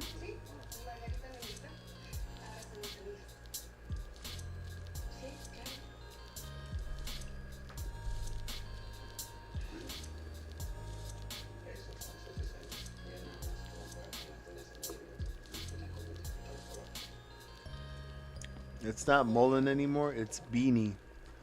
So you have 0.00000015 shares of Beanie.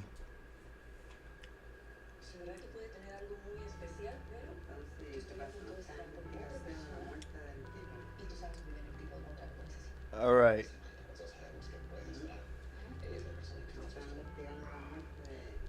Did you guys get to see the recent AI I made with William?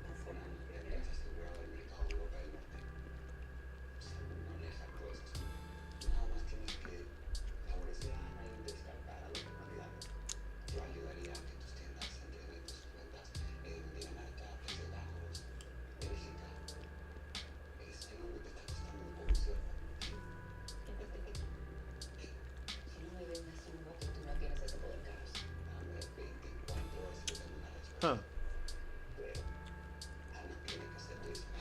How can I do that? Hmm.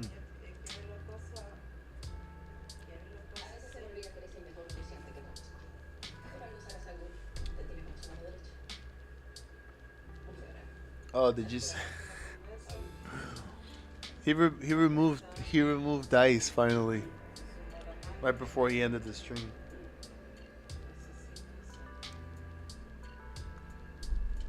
I think he got really personal about his uh his past with Merrill Lynch.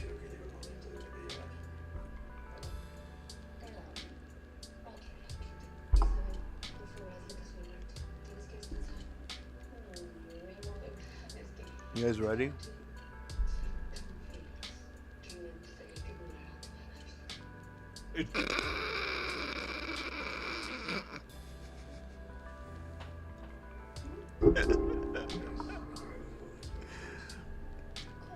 Yo, dude, that actually,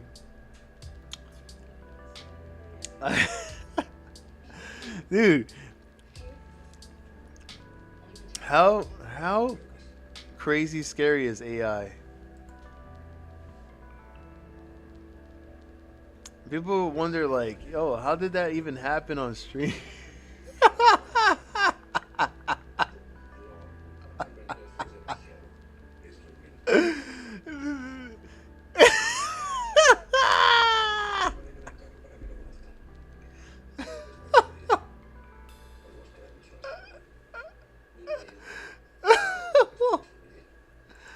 Yo, oh my god.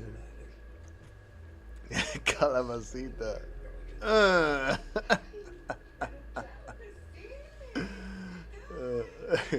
You know what? That's an eggplant. Yeah, I know. I wonder what happens.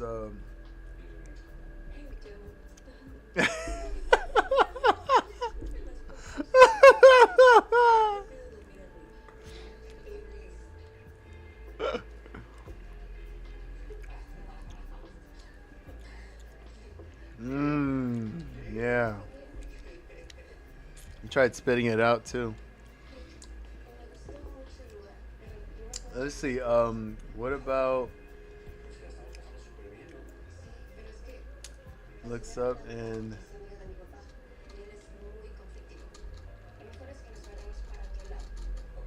an egg and an egg cracks open on his face. Wow. Yolk slips into his mouth.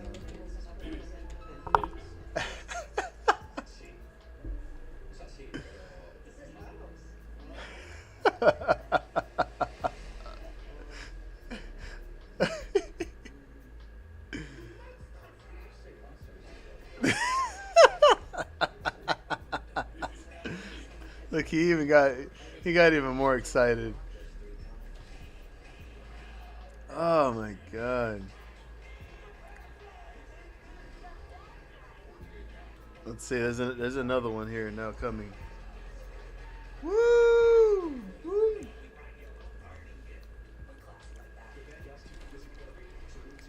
Woo!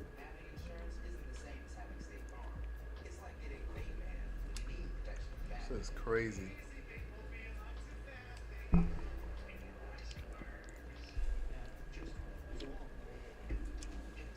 Mm. Like I never thought that I would have so much fun using this, and I'm like, oh, this is. I know AI is scary, but dude, like you could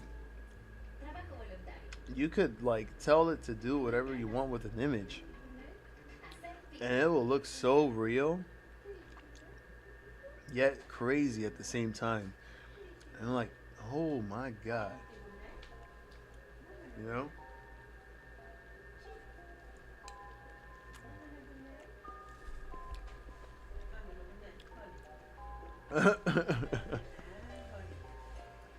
Oh my gosh.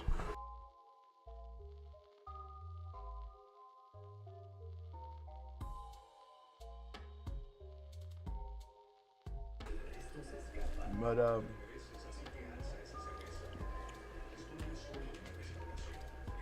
could use could use a bit more.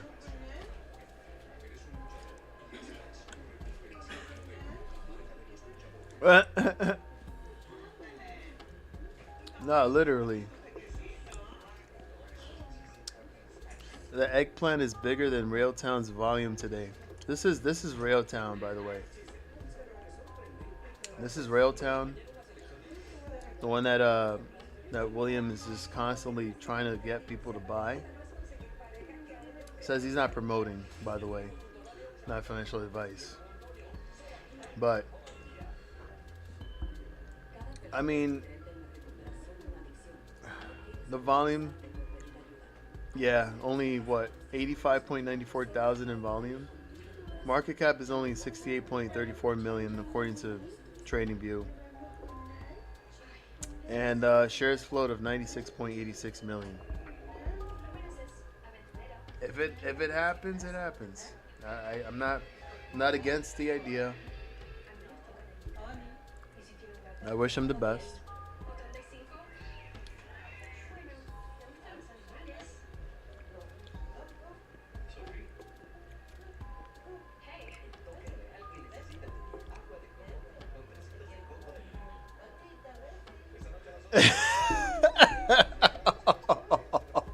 What the hell was that?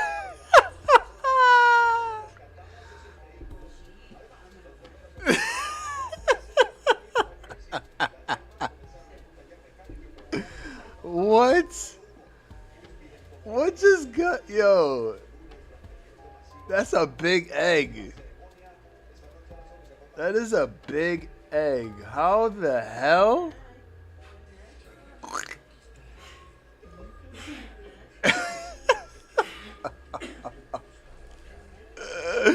No.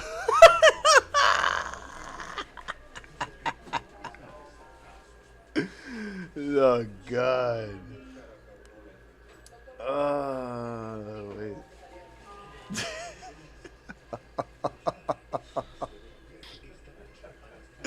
No, that's a big wow.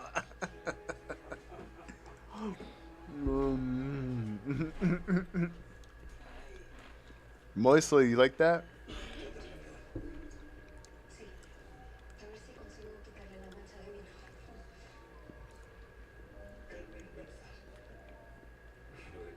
Oh yeah, nice and slimy. Oh shoot. Oh, that's insane.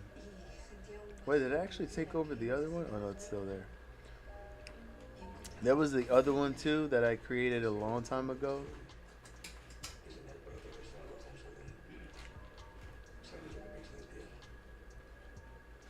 Oh, wait.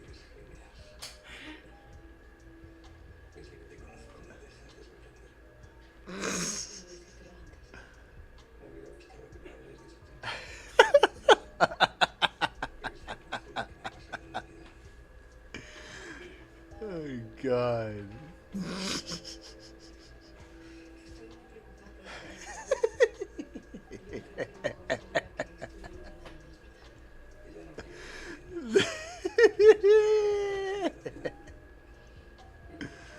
Oh God.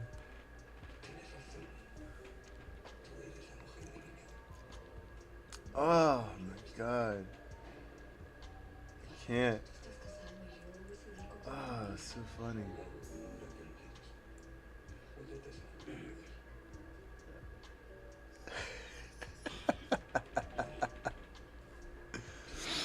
Oh,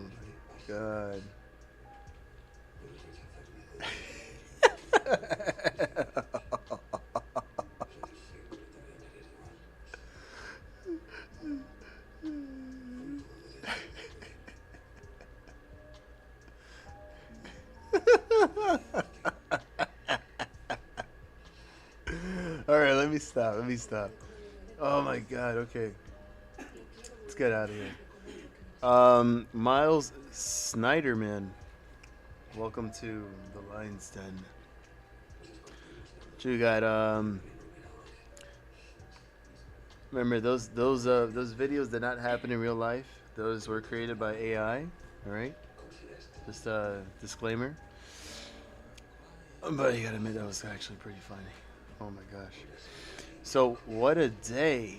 XYL Xylem Inc. Check out this chart, and while you're at it, look at the financials. They reported today and beat as they will continue to do. So water, water, water. And Moistly just peed on himself. XYL.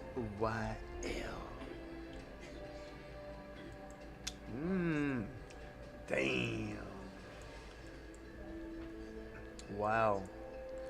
Oh, they pay in quarterly dividends? 40 cents, 40 cents, 36 cents. They have constant earnings that have been beaten. Wow. That is insane. Look at that. But it's ooh. Let's look at the monthly real quick.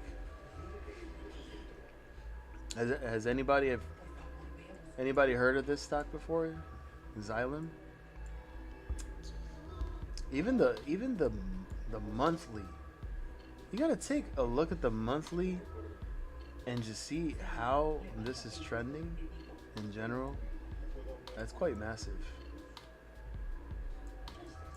And even the RSI on the monthly with a nice crossover, bullish crossover over the 13 EMA. That's impressive. You had this at a low of $100.47 for the month of April, and then after earnings, I reported earnings per share beat and revenue, bringing this stock all the way to as high as $144.83, with the exception of, okay, was it after hours? That's crazy. That's very good.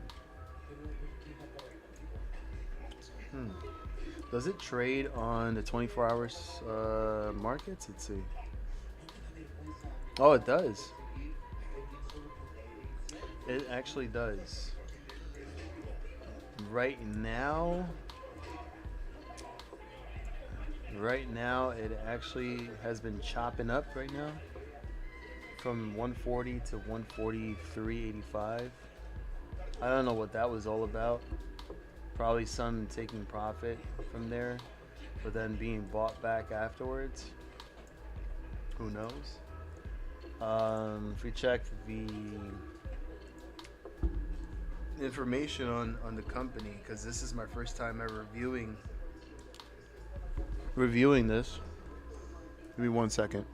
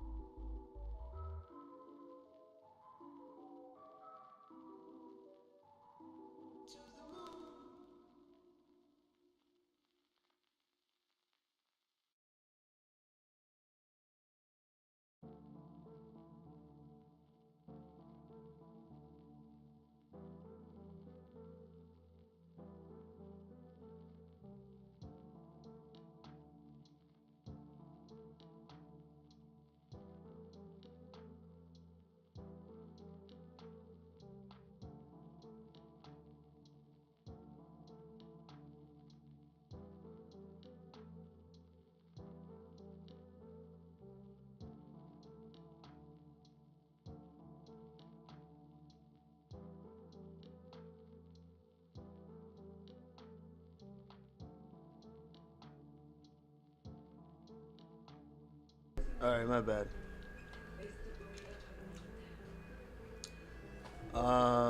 Okay. Shoot. Let's see. Okay, Momo, take care of yourself. Um, May your recovery process become successful and you get back to 1,000%.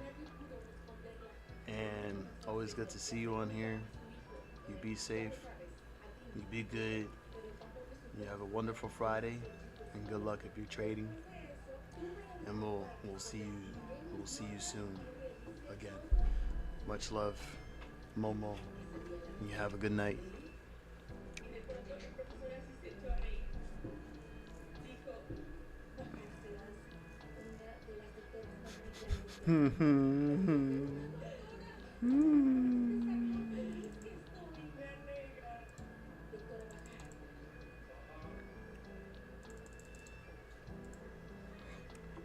Now, that being said, real quickly, Xylem engages in the design, manufacture, and application of engineered technologies for the water industry. It operates through the following business segments: water infrastructure, applied water, and measurement and control solutions. The water infrastructure segment focuses on the transportation, treatment, and testing of water. The applied water segment encompasses the uses of water and focuses on the commercial, residential, and industrial end markets. The measurement and control solutions segment focuses on developing technology solutions that enable intelligent use and conservation of critical water and energy resources, as well as analytical instrumentation used in the testing of water. The company was founded in 2011, headquartered in Washington, D.C. All right. It does have a dividend yield of 1.23%, market cap at $35.19 billion. What else we have here? To the next report date on November 4th. Uh, let's see. Let's go ahead and check this out. It says here 8 hours ago, Xylem jumped 9.5% in the afternoon session after the company reported strong second quarter results, beating analyst expectations and raising its full year guidance. Water technology firm posted a quarterly revenue of $2.3 billion, surpassing analyst estimates. On an adjusted basis, Xylem earned $1.26 per share, also beating Wall Street forecasts. The company noted that robust organic revenue growth across all segments drove the positive results. Following the strong performance, Xylem increased its full year 2025 sales forecast to a range of $8.9 billion to $9.0 billion. It also lifted its adjusted earnings per share projection to between $4.70 to $4.85, signaling confidence the remainder of the year. Damn, that sounds like a very good company there. Very strong. All right, James, good to see you. Rest well. Good. And good luck tomorrow on your trades. Have a happy Friday, a safe one, and we'll see you soon. So thank you. Shout out to Momo and James. Going to bed right now. What else is going on with this stock? I'm wondering. But the financials, I mean, itself, looks pretty good. So I'm wondering how much. I mean, it's been climbing up ever since. I mean, look at this. This was opened over $23.50, and ever since then, it had never fell. It never fell below that. It stayed in an uptrend week after week. Most of the earnings have been a success, especially from 2020, around July of 2020, all the way till now, and November 4th, the upcoming next earnings. I'm wondering how that's going to be and how much more is this company going to grow? Because it looks like it's growing pretty strong. So there's still some room to move up just a little tad bit here, but on the weekly it is overbought on the RSI, but it's crossing with the 13 EMA on the monthly RSI. So since that's the case, there could be potential for the stock to continue to move up even towards higher new all-time highs. So if it can actually break past 150, then that might just trigger off some more upside for XYL. I'll keep track of it and see how that does. And I'm going to also keep track of the vape, because vape, that is, I was not expecting that at all. But a move from $10 all the way to $200, that's crazy. That is very crazy. But I'm just thinking right now what to do.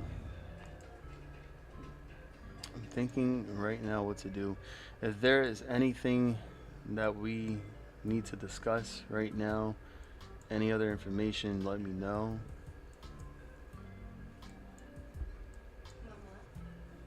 And if not, then we can definitely move on to enjoy the rest of our Thursday night and focus on getting ready for tomorrow's price action, for tomorrow's market, Friday, the last day of the week, before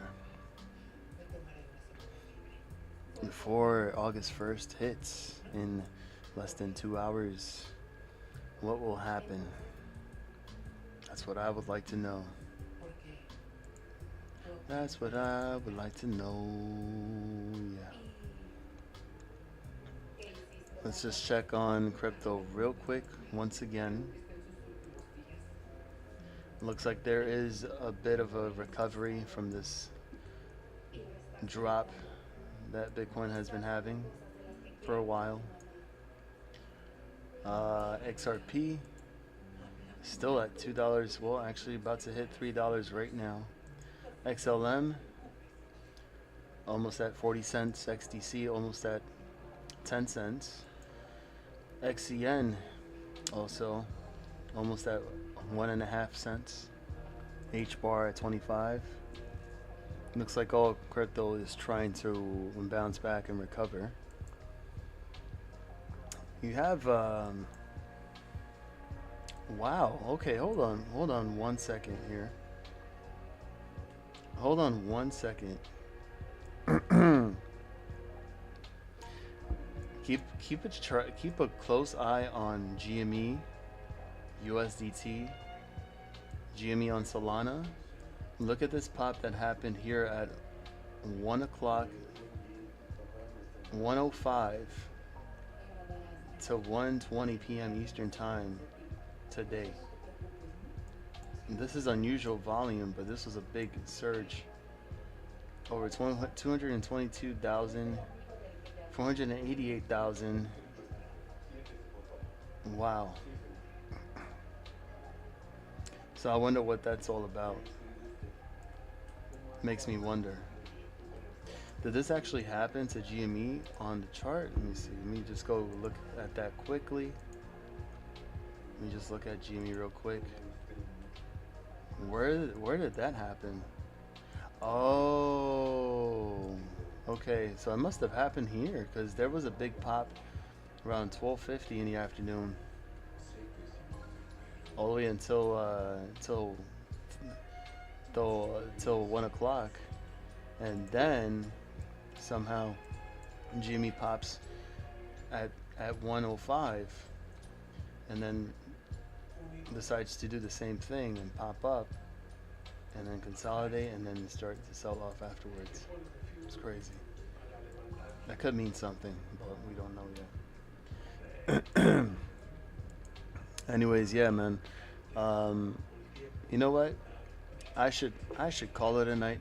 Whoa. Okay, hold on. Hold on a second.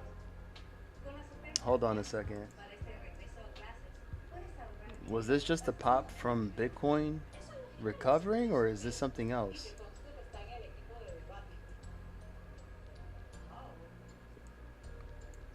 I just literally started talking about this, and there's a little pop now. Not that I have magical powers. But yo, Eric, thank you, as always. Much love. Many blessings to you too. You got some rest. See you tomorrow. I wish you good luck. And be safe. On Brazos. Take it easy, brother. I'll keep an eye on this.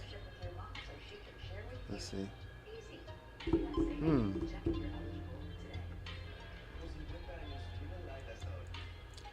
GME on Solana. Just hit a crossover. A 920 EMA crossover. What does this mean? You know what? Let me go and put some alerts here. I'm actually curious. Excuse me. Maybe it was just a little fake out. Fake out, breakout. And breakout, fake out.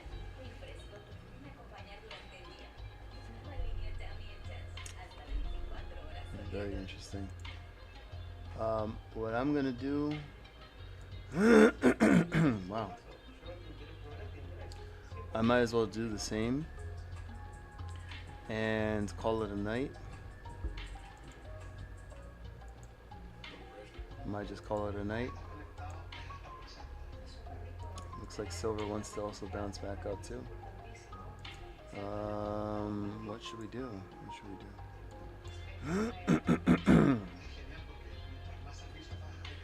Jimmy, what are we doing? It's bouncing off the 200 SMA too. Man.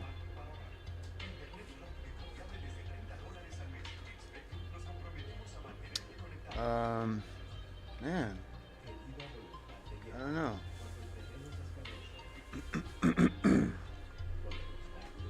Okay.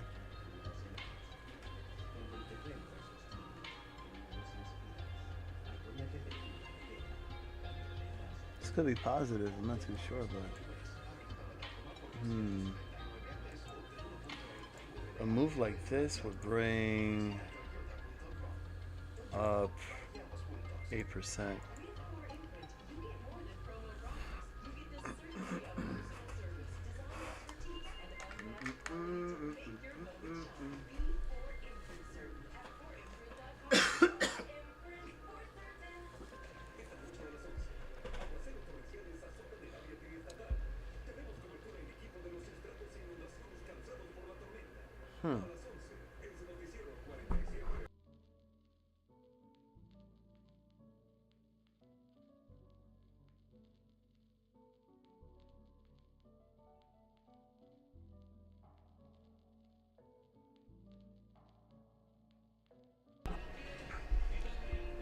Okay, so I'm gonna have to just do a little bit more research, but for now I'm gonna go ahead and also call it a night.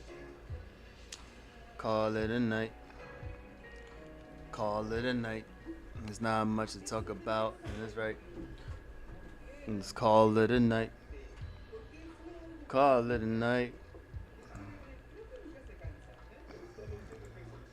Out of sight. Call it a night. Call it a night.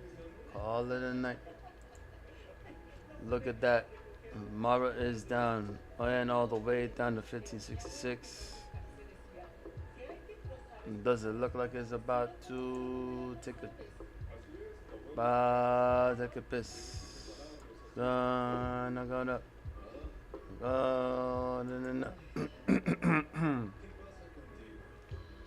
No. No. Oh, look at that. What is going on?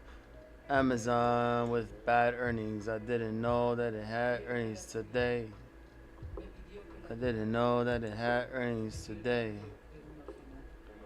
Amazon, what happened? No running. Ain't no running. Ain't no running. Hey. Looks like it didn't run at all. But wait, what happened? I don't get it. I don't get it. Well, why ain't running? Why ain't it running? Cause I don't get it. Hey, I don't get it. Amazon with surprise earnings to be.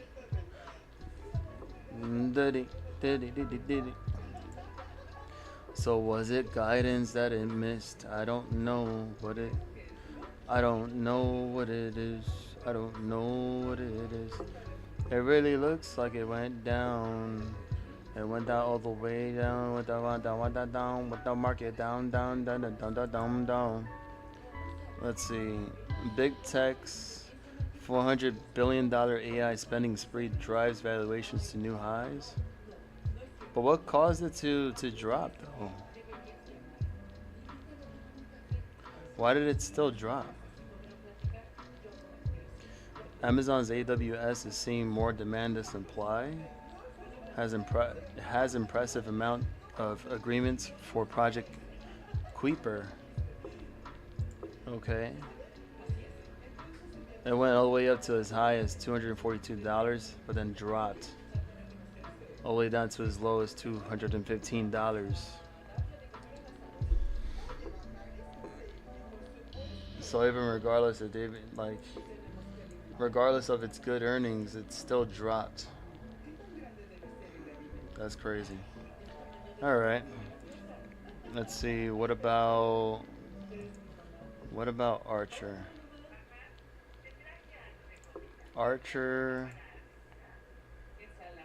Wow, Archer is actually hitting the support right now at 10.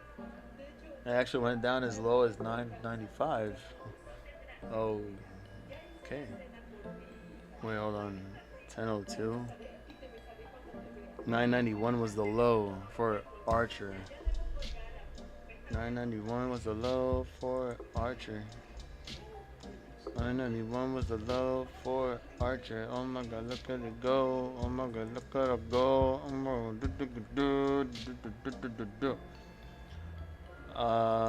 It got a 9 EMA / 20 EMA signal, bearish signal.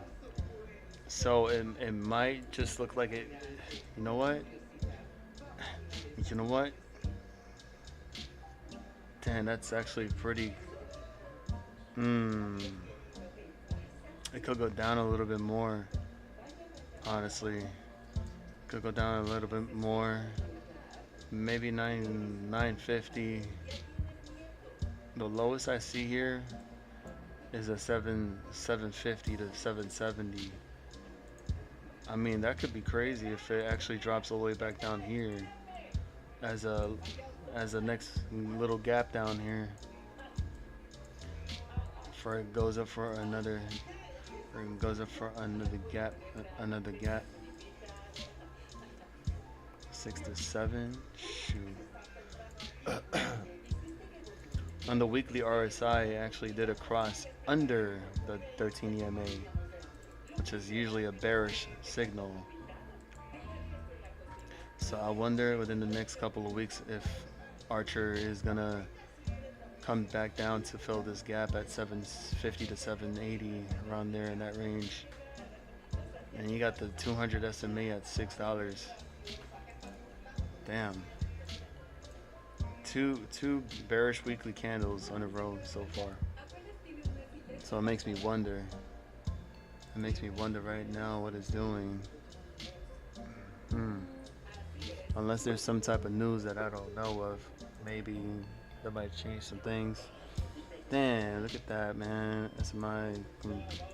I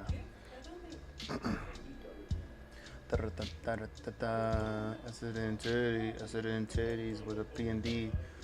I said in 30s with a PND. I said 30s with the PND. I said 30s with a little PND. Looks like it could go back to a 2. Or maybe stay at 3. It looks like it's oversold on the daily. That's crazy though.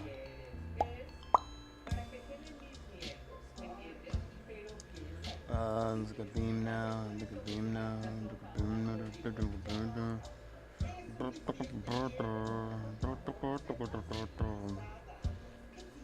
What else? 289.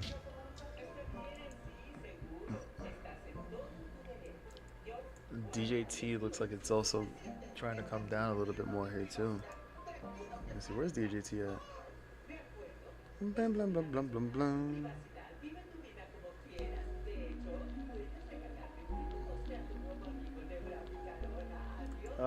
Oh, there he goes, yeah. DJT, man. DJT at 1734.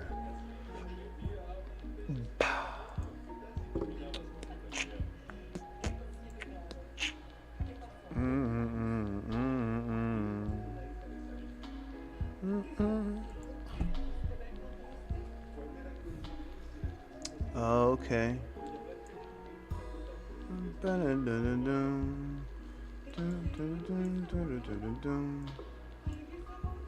So wait a minute, how low can it actually go? If it's at 1734. The daily.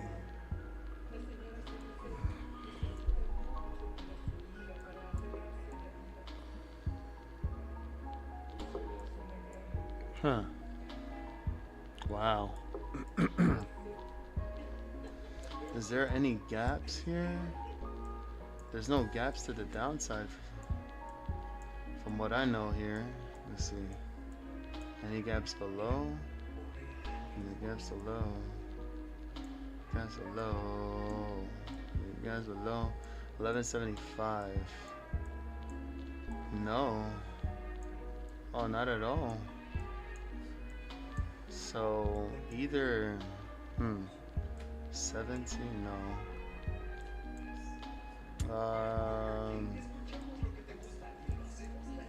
No, there's no gaps. There's no gaps for DJT. I might be wrong, but let me see. Hold on.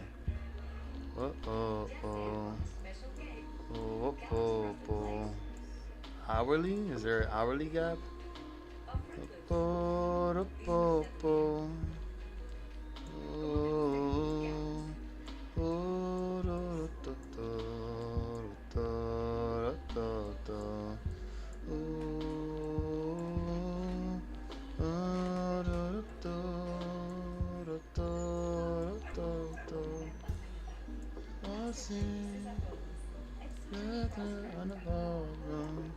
Tonight, under the moonlight, baby, staying side by side.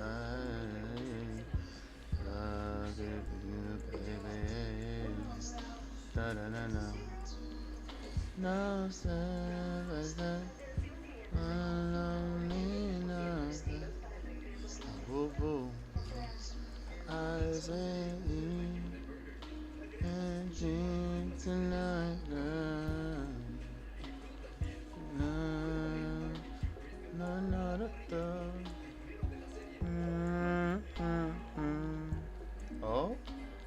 Oh no. Okay. I thought. Okay, so there's no gaps. There's no gaps to worry about, honestly, except for the next support. if we can guess here for DJT, it would have to be 16, or if not, right where the last bounce was, which was, I guess, somewhere around here. 15. I want to say 1550 to. You know what? Right here.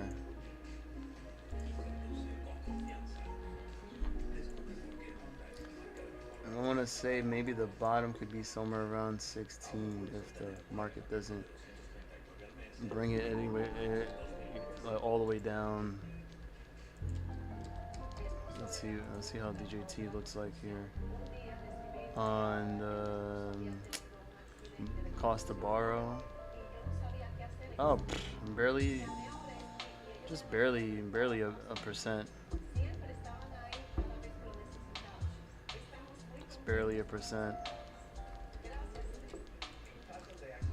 Dilution tracker.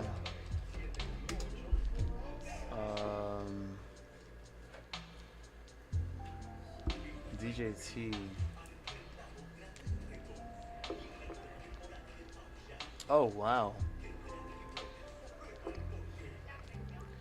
So 162.09 million shares float, 278.94 million shares outstanding,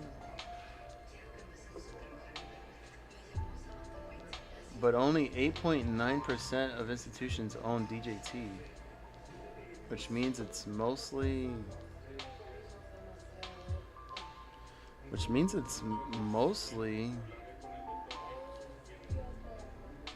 maybe it's mostly retail and insiders that own DJT, with a current cash estimate of I want to say that's 3.24 billion. Yeah, I think that's just about $3.25 billion dollars. The cash estimate, cash equivalent. That's a big cash position, though. Not gonna lie.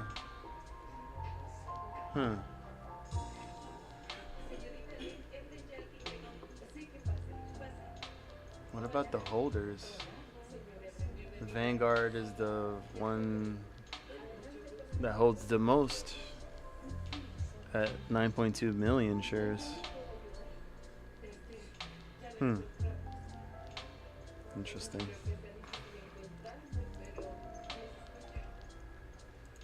Speak to me, DJT. What are we doing? Unless it does a double bottom right now. If it does a double bottom and it bounces off from 17 and change, then that could be a strong indicator there. And then how are options looking like here? 18.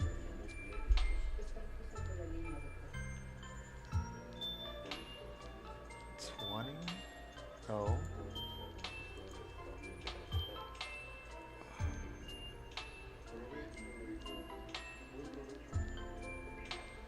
Hmm. 20. 20.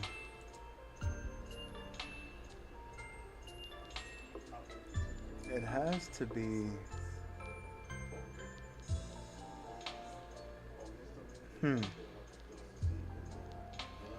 It skips over 18. It goes straight to 19.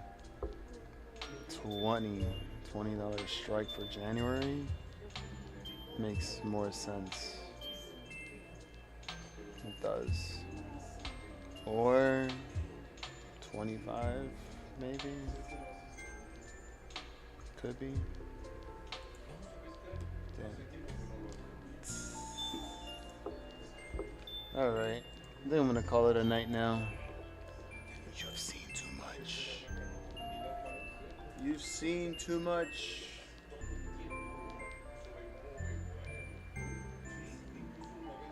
And I'm gonna say buenas noches to everybody. And thank you to each and every single one of you that views this stream, to each and every single one of you that joined me tonight. We're talking about Johnny, Kenneth, Eric, Fishy, Johnny, Momo, Zelly, Chris, Moisley, Matt, Gary, Jesse.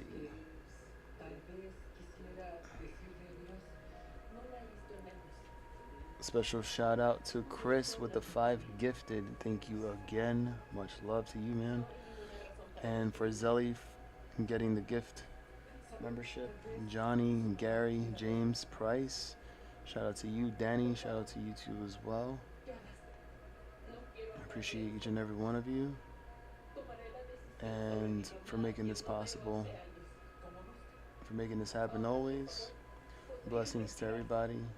Wishing you a good night. Be safe. TGIF tomorrow. Good luck in trading tomorrow. Wish you lots of gains. And just know that everything and anything that was said in the stream, especially ChatGPT, was strictly in our opinion, speculation for educational, entertainment, and research purposes. None of this was not financial advice. And yeah, you're your own decision maker of your investments and money, as long as you're managing your risk, setting your limits, and making all them gains, as long as you don't give them back a single penny. You got it? So again, giant hugs, much love. This has been another stream with yours truly, LionOfAllTradez in the Lion's Den. Take care of yourselves. Peace out. Have a good night.